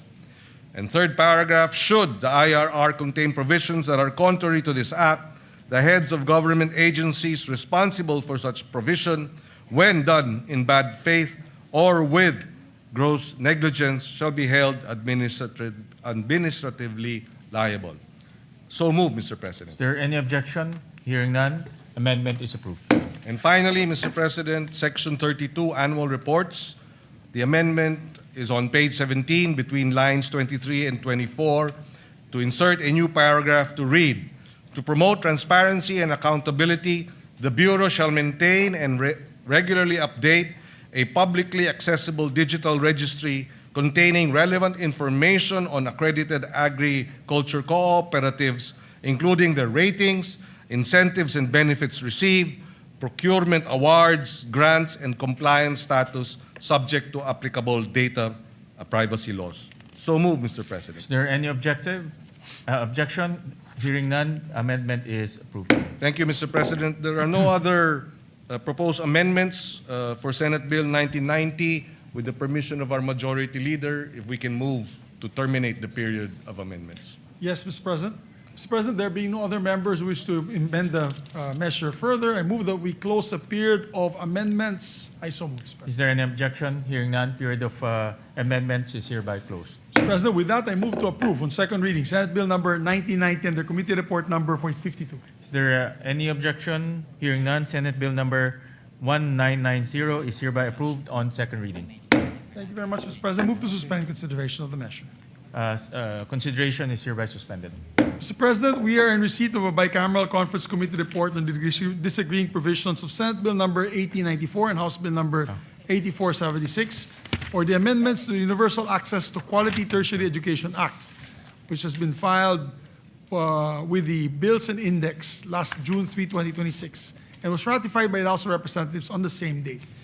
Mr. President, I move that we approve and ratify the said conference committee report on the disagreeing provisions of Senate Bill number 1894 and House Bill number 8476, and the text of the joint explanation be deemed read into the records of the chamber. I so move. Is there any objection? Hearing none, the motion is approved. The conference committee report is approved and ratified. Thank you very much, Mr. President. And Mr. President, yes, yes, Mr. President. May we recognize our distinguished colleague, Senator Joel Villanueva. We recognize the for gentleman his, from Bulacan, manifestation. Senator Joel Villanueva. Yeah, Mr. President, just to give a very short manifestation on the ratification of the BICAM report on enhancing universal access to quality tertiary education. Mr. President, dear colleagues, it is with great privilege that we rise today to express our strong support for the ratification of the Bicameral Conference Committee report on the disagreeing provisions of Senate Bill number 1894 and House Bill number 8476, otherwise known as the Act Enhancing the Universal Access to Quality Tertiary Education. We again extend our warmest gratitude to our fellow conferees in the Senate and our counterparts in the House of Representatives, especially Chairperson Lauren Legarda. As one of the co-authors one of the authors and co-sponsors of this particular measure, Mr. President, we welcome the improvements introduced to this legislation and remain hopeful that these amendments will further strengthen RA number 10931, or the Universal Access to Quality Tertiary Education Act. More importantly, we trust that these reforms will remain faithful to the original spirit and intent of the law, a landmark measure that we, together with some of our colleagues here, including our Senate President, envisioned during its passage to make higher education more accessible to every deserving Filipino learner, especially those who face the greatest economic barriers. This measure responds directly, Mr. President, to that challenge by granting prioritization of eligibility to the tertiary education subsidy for enrolled students from the 4Ps or Pantawid Pamilyang Pilipino program households in recognized higher education institutions and technical vocational institutions. We are helping, Mr. President, ensure that financial hardship does not stand in the way of educational opportunity. So ultimately, Mr. President, this measure advances our collective goal of building a more equitable and inclusive education system. It strengthens the country's commitment to supporting learners not only in gaining access to tertiary education, but also in successfully completing it and realizing their full potential. Again, Mr. President, for these reasons, we wholeheartedly support the ratification of this BICAM report. Maraming salamat, Ginoong Pangulo. At, Thank you, Senator Joel Villanueva. Thank you very much, sir, Deputy Majority Floor Leader. Thank you, sir. With that, I move to consider Senate Bill number 1991 and the committee report number 53. I so move, Mr. Is President. there objection? Hearing none, the motion is approved. This is an act strengthening the National Agriculture and Fisheries Extension System to accelerate agriculture and fisheries development, Mr. President. The sponsor of this measure is Senator Kiko Pangilinan, and may we recognize the sponsor and to amend Senator Joel Villanueva. Yeah, we recognize the sponsor, Senator Kiko Pangilinan, and Senator Joel for his amendments. Thank you, Mr. President. If I may, Mr. President, with the permission of our chairperson, on page 5, this representation would like to propose that we delete lines 24 and 25 and replace them with the following. The roadmap shall contain, among others, measurable performance indicators, annual implementation targets, monitoring and evaluation mechanisms, periodic review provisions, and annual projected budgetary requirements, including the establishment of the local development hub. The rationale, Mr. President, is that this proposed amendment strengthens the second paragraph of Section 6 by expanding the required contents of the roadmap to promote accountability, guide implementation, and ensure measurable outcomes in the delivery of agricultural and fisheries extension progress. I submit to the wisdom of our chairperson. Your What Honor. does the sponsor say? Accepted, Mr. you. President. Is there any objection? Hearing none, amendment is approved. Thank you, Mr. President. On page 6, line 9, after the word act and before the period, insert the following: and other applicable laws, and without diminution of vested rights, benefits, and security of tenure of affected personnel. So the paragraph, Mr. President, will now read as follows.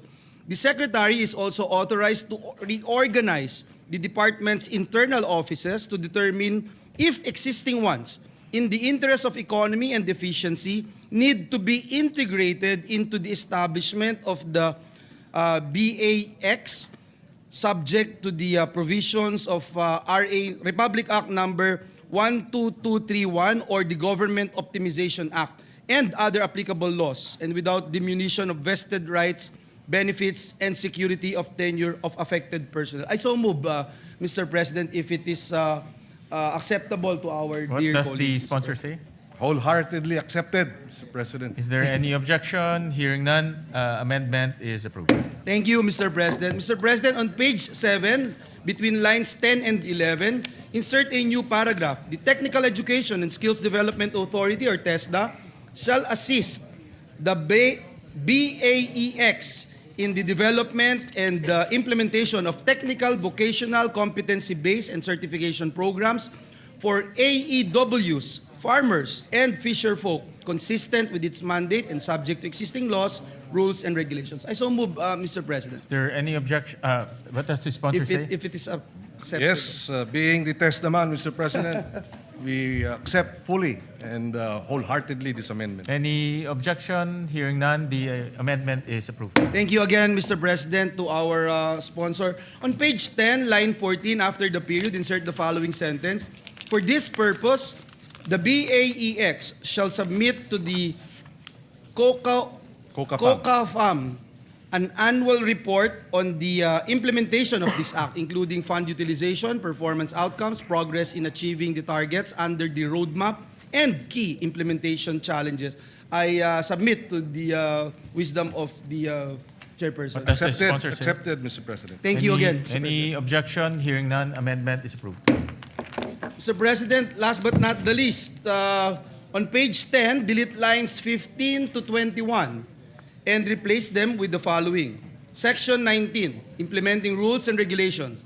The rules and regulations necessary for the effective and efficient enforcement of the provisions of this Act shall be formulated by the Department in coordination with the CHED, relevant national government agencies, LGUs, SUCs, and private sector, the private sector, farmers and fisherfolk organizations, civil society organizations, and other stakeholders, and shall be implemented within 90 days from the effectivity of this Act.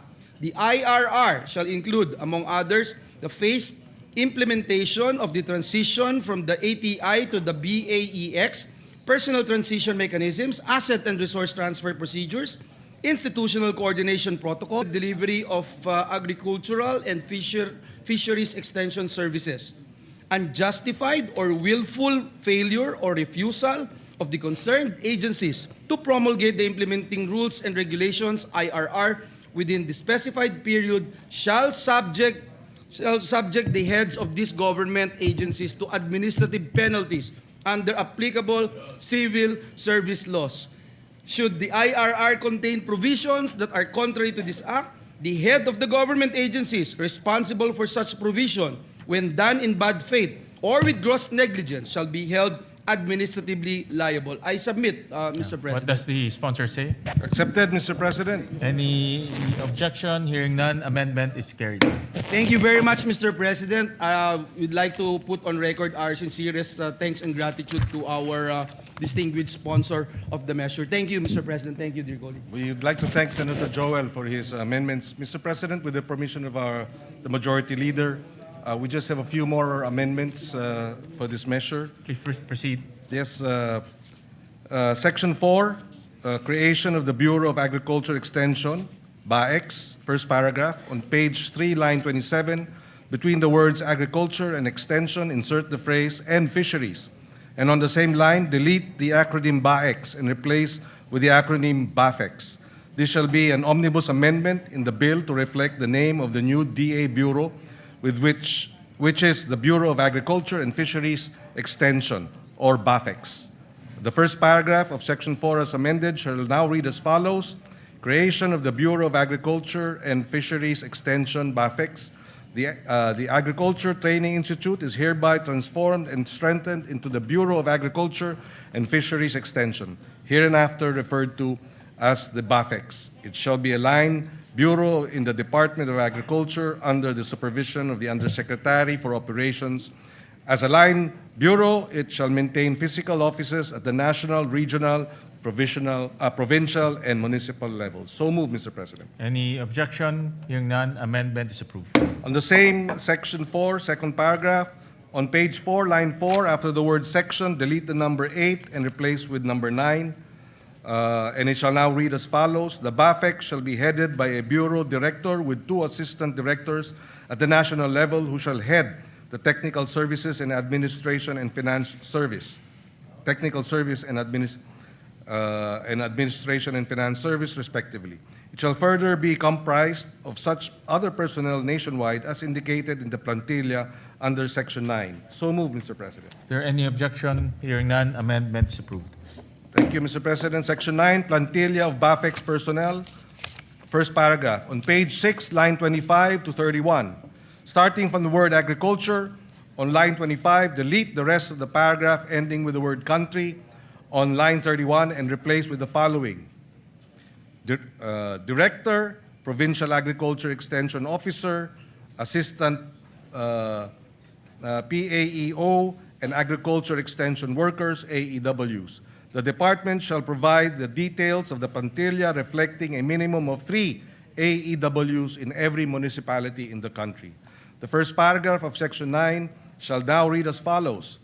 Section 9, plantilla of BAFEX personnel. There shall be a plantilla of positions in the BAFEX, namely Bureau Director, 2 Assistant Directors, Regional Director, Provincial Agriculture Extension Officer, PAEO, Assistant PAEO, and Agriculture Extension Workers, AEWs. The department shall provide the details of the plantilla reflecting a minimum of 3 AEWs in every municipality in the country. So moved, Mr. President. Is there any objection? Hearing none, amendment is approved. Section 9, third paragraph. On page 7, delete the entire paragraph on lines 5 and 6 and replace with the following paragraph. The basic salary grade for Agriculture 1 shall be salary grade 13 in the government salary grade scale, consistent with Republic Act 12215 or the Philippine Agriculturist Act. So moved, Mr. President. Is there any objection? Hearing none, amendment is approved. Mr. President, on page 7, delete lines 15 to 16 and replace with agriculture officers, workers shall be entitled to appropriate representation allowance and traveling allowance, RATA, in accordance with existing regulations. So moved, Mr. President. Is there any objection? Hearing none, amendment is approved. The penultimate amendment, Section 16 on appropriations, first paragraph on page 9, line 25. After the word for, delete the word personal and replace with personnel. The first paragraph of Section 16 shall now read as follows. Section 16, appropriation for the first year of implementation of this act. The amount of 10 billion pesos shall be appropriated for personnel services and operation and capital budget requirements of BAFEX. It shall be sourced out of the total budget of the department. So moved, Mr. President. Is there any objection? Hearing none, amendment is approved. And finally, on the title of the bill, The following, the omnibus amendment approved earlier. The title shall now read as follows. An act strengthening the national agriculture and fisheries extension system to accelerate agriculture and fisheries development, creating the Bureau of Agriculture and Fisheries Extension, BAFEX, and appropriating funds therefore. Subject to style, Mr. President, so moved.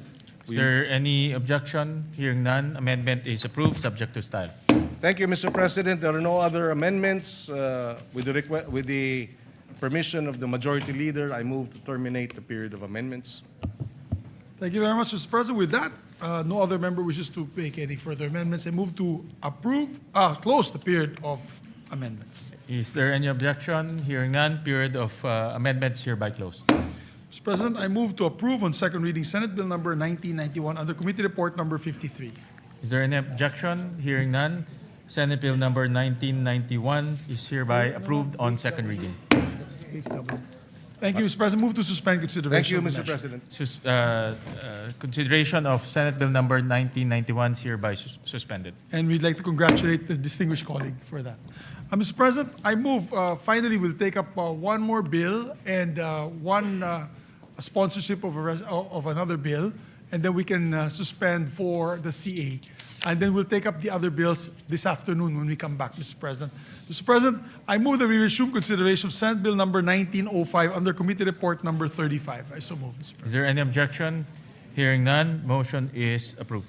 This measure, Mr. President, is for all our barangay health workers. We were in the ground during the earthquake, and we saw all the first responders were actually barangay health workers. Correct. Helping our people.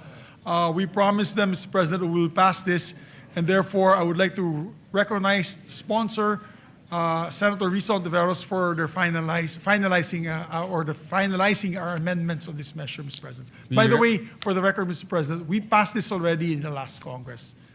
So it's just a matter of passing this once again in this Congress. Thank you, Mr. Majority Leader. We recognize the gentle lady from Panay, Senator Risa Ontiveros. Salamat po, Mr. President.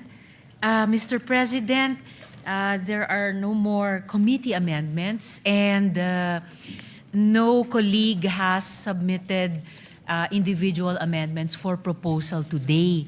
So, with the indulgence of the body, Mr. President, if the body will kindly allow, and in the light also of what the Majority Leader has said, na actually round 2 na po ito ng mga barangay health workers sa buong Pilipinas since the previous or 19th Congress. If the body will allow, Mr. President, I respectfully move, with the indulgence of the Majority Leader, that the body closes the period of amendment on Senate Bill number 1905, Mr. President. Yes.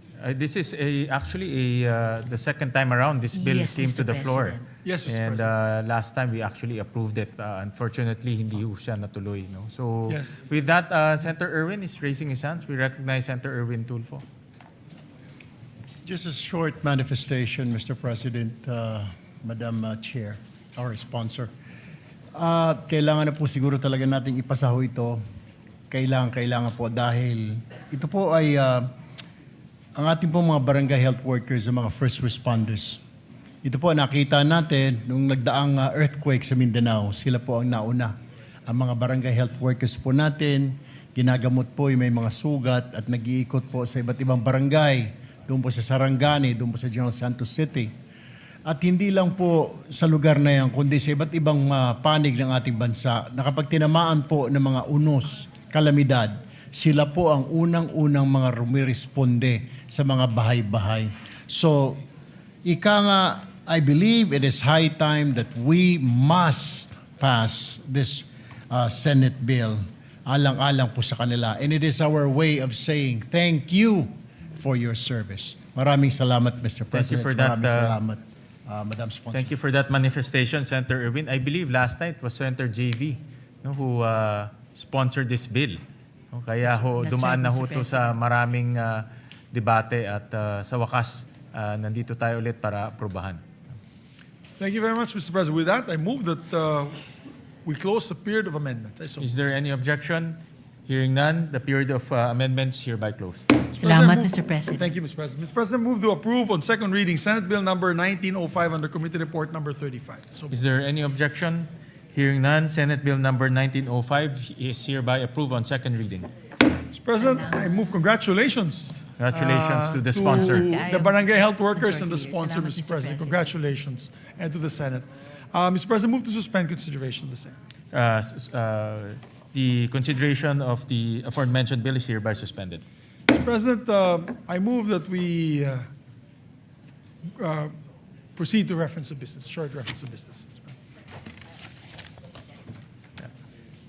The Senate Secretary is directed to read the reference of business. Reference to business, message from the House of Representatives, letter from the House informing the Senate that on 3 June 2026, it passed the following House bills in which it requests the concurrence of the Senate.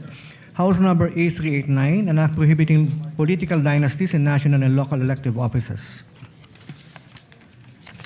Referred to the Committee on Electoral Reforms and People's Participation and Constitutional Amendments and Revision of Codes. House number 9466, an act converting the National Feeding Program into a National Nutrition Program by expanding its scope and coverage and enhancing its support mechanisms, appropriating funds therefore, amending RA 11037 or the Masustansyang Pagkain para sa Batang Pilipino Act.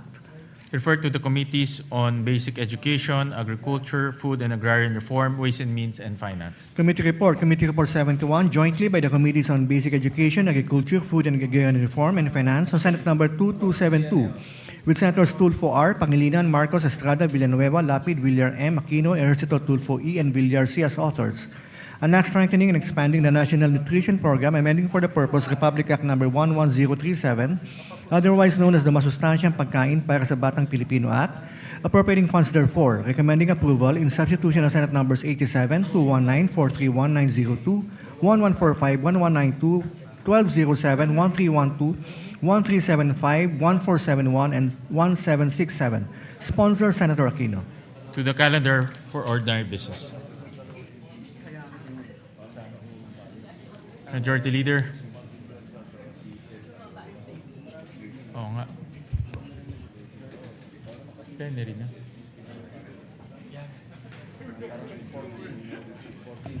Thank you very much, Mr. President. Mr. President, before we recognize our distinguished sponsors of the measure, we'd just like to welcome also to the plenary our dear colleagues from the House of Representatives, members of the Commission on Appointments. We welcome our colleagues from the Commission on Appointments, Excited na po particularly sila. our Excited na po sila. counterparts from the House of Representatives. Yes, thank you, Mr. President. We welcome them with open arms to their House of or to the Senate, Mr. President. Mr. President, I move that we transfer to the calendar ordinary business special orders, Senate Bill number, it's not in my list, 2272. 2272, Mr. President. I so move.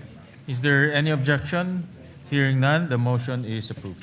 Mr. President, I move that we consider Senate Bill number 2272 and ask the Secretary to read the title of the measure. Is there any objection? Hearing none, the motion is approved. Consideration of Senate Bill number 2272 is in order. Under Committee Report number 71, Mr. President. Under Committee Report 71, the Secretary is directed to read only the title of the bill without prejudice to inserting into the records the whole text thereof. An act strengthening, expanding the National Nutrition Program, amending for the purpose Republic Act number 11037, otherwise known as the Masustansyang Pagkain para sa Batang Pilipino Act, appropriating funds therefore. Mr. President, we recognize the sponsor, Senator Bam Aquino, to sponsor the We measure. recognize the gentleman from Tarlac, Senator Bam Aquino. Mr. President, mga kasama, magandang araw po sa ating lahat.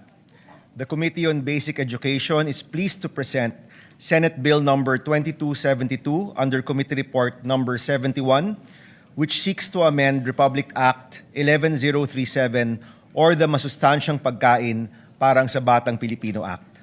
Nais po natin pasalamatan ang ating mga kasamahan sa komite, ang EDCOM2 at ang iba't ibang ahensya na katuwang natin sa pagsulong ng panukalang ito. Sa lahat po ng mga pangyayari sa Senado sa nakaraang buwan, ang reformang ito na para sa kabataang nangangailangan at para sa kabataang nagugutom, ang isa po sa nakapanghihinayang po talaga na naantala ng ilang linggo. Mr. President, mahalagang tugunan po ang matagal ng issue ng stunting sa kabataang Pilipino. Ayon po sa ulat ng EDCOM 2, sa loob ng 20 taon, mula year 2000 hanggang 2020, nananatili ang problema ng stunting sa ating kabataan. Currently, 26.7% of Filipino children under 5 years old are stunted. Ibig sabihin po, isa sa bawat 4 na kabataan ay hindi naaabot ang kanilang tunay na potensyal. They will carry the lifelong burden of undernutrition. Hindi po natin malulutas ang krisis sa edukasyon kung hindi po natin tututukan ang isa sa mga ugat nito, ang kakulangan sa nutrisyon na nagsisilbing hadlang upang epektibong matuto ang mga estudyanteng Pilipino. Ang ating pong panukala ngayon ay hindi lamang isang feeding program. Ito po ay reforma sa edukasyon, isa pong public health strategy at isa pong hakbang sa pagpapaunlad ng human capital ng ating bansa.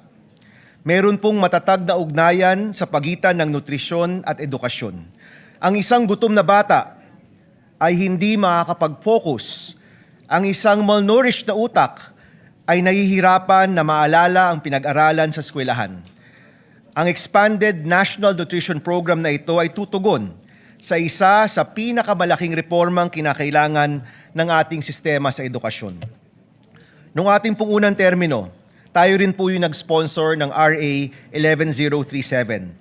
Ngunit sa halos isang dekada ng implementasyon, nakita rin po natin ang mga gap o puwang sa sistema. Our goal today is to bridge those gaps through 3 major reforms. Una po, sa ilalim ng ating bagong expanded National Nutrition Program, magkakaroon ng life stage approach mula sa tamang nutrisyon ng buntis na mga nanay hanggang sa mga sanggol, sa mga toddler, hanggang sa mga school-age children, hanggang sa mga kabataan sa high school. Ibig sabihin po, sa lahat ng essential developmental stages ng ating kabataan, meron pong masustansyong pagkain para sa mga nangangailangan. Ginagawa rin po nating universal ang feeding para sa lahat ng batang nasa kinder to grade 3. Ibig sabihin po, lahat ng mga bata sa kinder to grade 3 sa ating public school ay makakakuha ng masustansyang pagkain.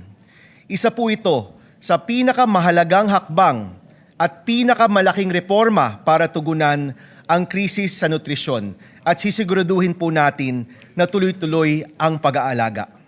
Pangalawa, malinaw na accountability at data governance. Nililinaw rin po ng panukalang ito ang mga tungkulin ng DOH, DSWD, DepEd, NNC, DILG at iba't iba pang mga ahensyang patungo sa nutrisyon ng ating kabataan.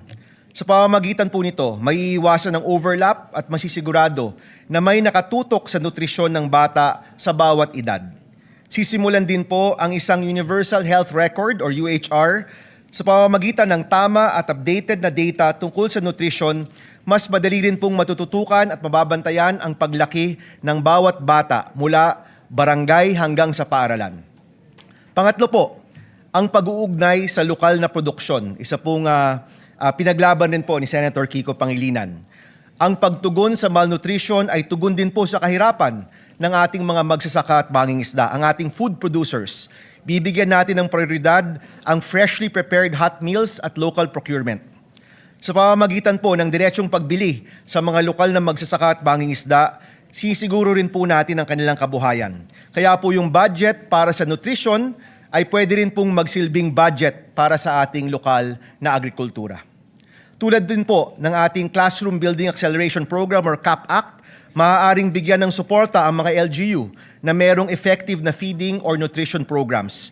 Sila po ay maaaring magkaroon ng bahagi ng pambansang pondo upang maipatupad ang mga nutrition program nila sa kanilang sariling lugar. Mga President, Mr. President, mga kasama, ang nutrition po ay isang long-term investment para sa ating human capital at ekonomiya. Ang mga batang malusog ay mas may pagkakataong magtagumpay sa paaralan, maging produktibong bahagi ng ating workforce at makapag-ambag sa pag-unlad ng ating bansa.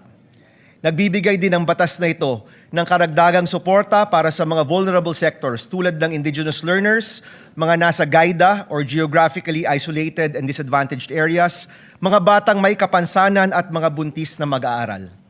Gaya po ng iba nating mga reforma sa edukasyon, inaasahan ko po ang inyong suporta upang masiguro na wala ng batang Pilipino ang uuwi na gutom o mahihirapang mag-aral dahil sa kubukulong sikmura. Simulan po natin ang pag-unlad ng ating bansa sa pinakapundasyon, isang batang Pilipinong busog, malusog, at handang matuto. Maraming salamat, Mr. President, mga kasama. Magandang araw po sa inyong lahat. Maraming salamat, Senator Bam, at maraming salamat at meron tayong ganitong batas para pumalutas po natin ang malnutrition sa ating bansa. At maraming salamat at binibigyan mo ng importansya ang kalusugan ng ating mga mag-aaral. Thank you, Mr. President. One of our principal authors and sponsors would like to also sponsor. We recognize distinguished colleague Senator Joel Villanueva. Yeah, we recognize Senator Joel Villanueva. Thank you very much, Mr. President, distinguished Majority Leader. Ginoong Pangulo, distinguished colleagues, it is an honor to co-sponsor Senate Bill number 2272 or the Expanded National Nutrition Program Act, strengthening and expanding Republic Act number 11037 or the Masustansyang Pagkain para sa Batang Pilipino Act. As one of the authors of this particular measure, having filed Senate Bill number 1145, we'd like to put on record our sincerest thanks and gratitude to the sponsor of the measure, our chairperson, Senator Bam Aquino, for pushing for these timely amendments to the law. Ginoong Pangulo, kapag po ang isang batang Pilipino ay pumapasok sa paaralan na wala pong laman ang sikmura, hindi lang po yan ang walang laman. Unti-unti rin pong nauubos ang kanyang pag-asa. Because before a child can dream, before a child can learn, before a child can succeed, he needs to be fed and nourished. According to UNICEF, Mr. President, nearly 1 in every 3 Filipino children under 5 years old is chronically malnourished. Sa BARM nga po, umaabot pa raw po sa 45.2% ang stunting rate ng mga bata. Mas mataas pa po ito, Ginoong Pangulo, sa nakakaalarma ng 28.8% na stunting rate ng buong bansa. Habang tayo po ay narito ngayon sa bulwagang ito, may batang Pilipinong pumapasok sa paaralan na tubig lang ang laman ng kanyang tiyan. May batang hirap na mag-concentrate sa klase dahil siya po ay gutom. At may mga magulang na pinipiling huwag kumain para lang may maihain naman para sa kanilang mga anak. Mr. President, the 2022 PISA results also showed that more than 1/3 Filipino students reported not eating at least once a week because of financial hardship. Hindi po simpleng statistics ito, Ginoong Pangulo. Mukha po ito o mukha po iyan ng batang nahihilo sa classroom. Mukha po yan ng batang unti-unting na pag-iiwanan. Hence, Mr. President, really a food problem. It is an education problem. It is a health problem. It is a poverty problem. Mr. President, distinguished colleagues, the true measure of a nation is how it treats its children. Kung gusto po nating magkaroon ng matatag na ekonomiya, dekalidad na edukasyon, at produktibong mamamayan, magsimula po tayo sa pinakapayak ngunit pinakamahalagang pangangailangan, ang masustansyang pagkain. Kaya naman po sa panukalang batas na ito ay laban po ito sa kontragutom, laban kontra gutom, laban kontra stunting, laban kontra kahirapan, at laban para sa kinabukasan ng bawat batang Pilipino. Naniniwala po tayo, Ginoong Pangulo, na kapag busog ang bata, mas malakas at mas ganado po siyang mangarap. Mas handa po siyang matuto at mas handa po siyang lumaban sa buhay. At kapag ang batang Pilipino ay lumaking malusog, ang buong bayan po ang aangat. Dahil walang batang Pilipino ang dapat matulog na gutom at walang batang Pilipino ang dapat mangarap ng walang laman ng tiyan. Muli, Ginoong Pangulo, maraming salamat at pagpalain po tayong lahat ng ating Panginoong Diyos. Maraming salamat, Senator Joel Villanueva. We recognize the gentleman from Pampanga, Senator Kiko Pangilinan. Maraming salamat, Mr. President. Just a quick manifestation. We will submit our co-sponsorship speech for this measure. We congratulate Senator Bam Aquino for marshalling this through. Nung nakaraang dalawang kampanya po natin ay pagkain at gutom ang ating tinututukan. Kaya ito'y isa sa mga mahalagang panukalang batas na dapat lamang ay maipasa kaagad. Isang pondo, Mr. President, 4 ang tinutugunan. Kahirapan, kalusugan, edukasyon, at agrikultura at pangingisda, Mr. President. 4 ang tinutugunan, 1 pondo, Mr. President. Hindi lang gutom ng ating mga kababayan, ang ating mga anak, pati ang gutom ng ating mga magsasaka at mangingisda na maibenta ng tama ang kanilang ani at huli para gumanda ang kanilang kita, matutugunan din ng panukalang ito. Kaya we will submit our co-sponsorship speech, and we thank Senator Bam Aquino for marshalling this measure. Maraming salamat, Mr. President. Thank you. Thank you very much. We also recognize the gentleman from Palawan, Senator Erwin Tulfo. Mr. President, distinguished colleagues, I rise today to manifest my full support on Senator Bam Aquino's bill and formally co-sponsor the bill on the expanded National Nutrition Program under Committee Report number 71. Section 15, Article 2 of our 1987 Constitution explicitly mandates that the state shall protect and promote the right to health of the people. Yet, despite our past legislative efforts, we are cognizant of the stark reality that child malnutrition remains a formidable crisis in our country. Under Republic Act number 11037 or the Masustansyang Pagkain para sa Batang Pilipino Act, our national feeding program is currently limited to a period of 120 days. Mr. President, this is simply insufficient to sustain the nutritional requirements of our growing children from prenatal period to their school-age years. Hindi naman po nawawala ang gutom at malnutrisyon pagkalipas ng 120 days. Sa katunayan, karamihan sa mga kaso ng stunting ay nagsisimula sa unang yugto ng buhay ng isang bata. Kaya kinakailangan ang tuloy-tuloy at pangmatagalang interbensyon. It is for this reason that I also filed Senate Bill number 1471. Through this measure, we seek to extend the national feeding program. Furthermore, this bill represents an opportunity to simultaneously uplift another marginalized sector by harmonizing this measure with Section 11 of Republic Act number 11321 or the Sagip Saka Act. We mandate the direct purchase of agricultural and fishery products from accredited farmers and fisher folks cooperatives. Mr. President, by linking our national feeding initiatives directly with our local producers, we combat the hunger that impairs our students' ability to learn, and we secure reliable livelihood for our agriculture sector. Win-win solution para sa ating mga mag-aaral at magsasaka.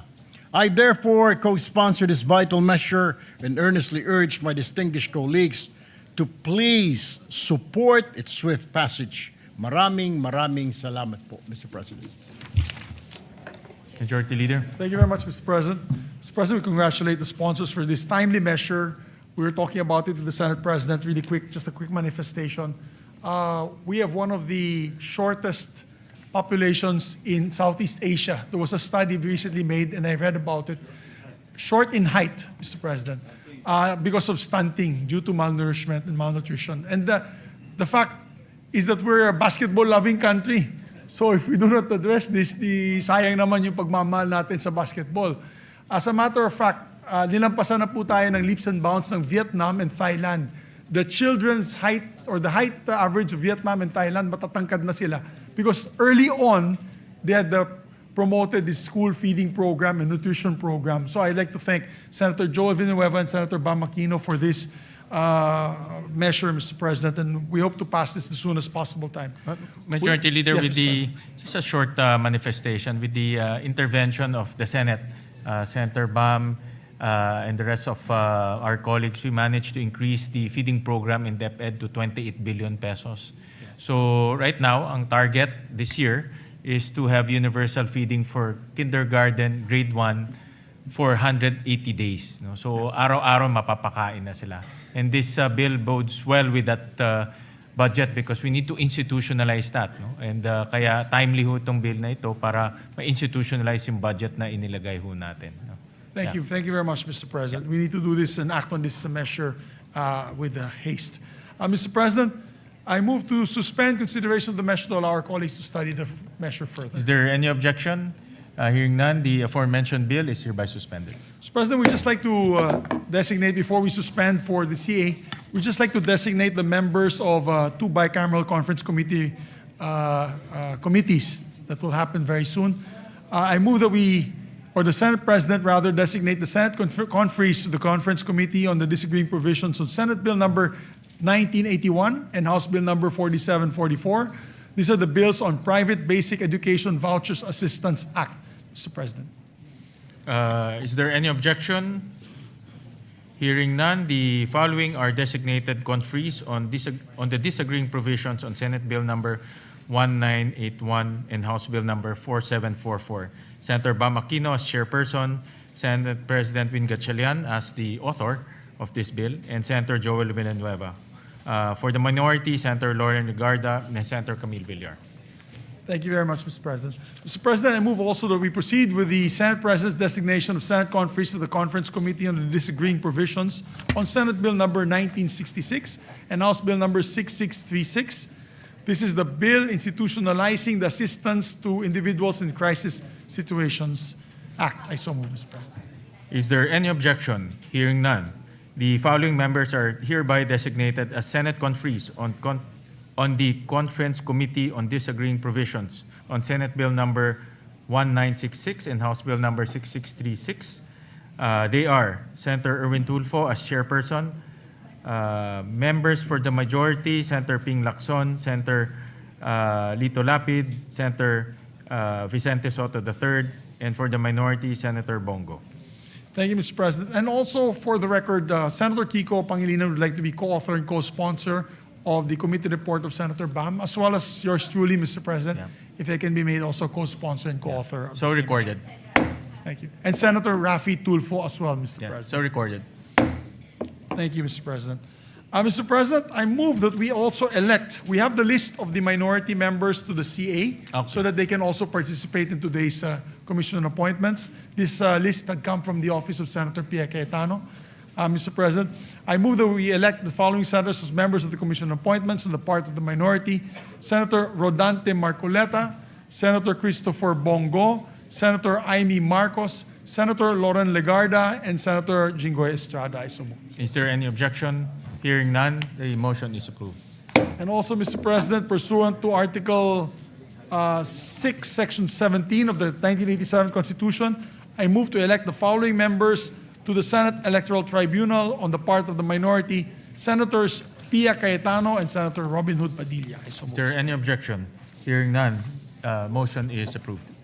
With that, Mr. President, I move to suspend session until 3 o'clock in the afternoon to allow us to have our Commission on Appointments hearings this afternoon, Mr. President. I so move. Session is suspended.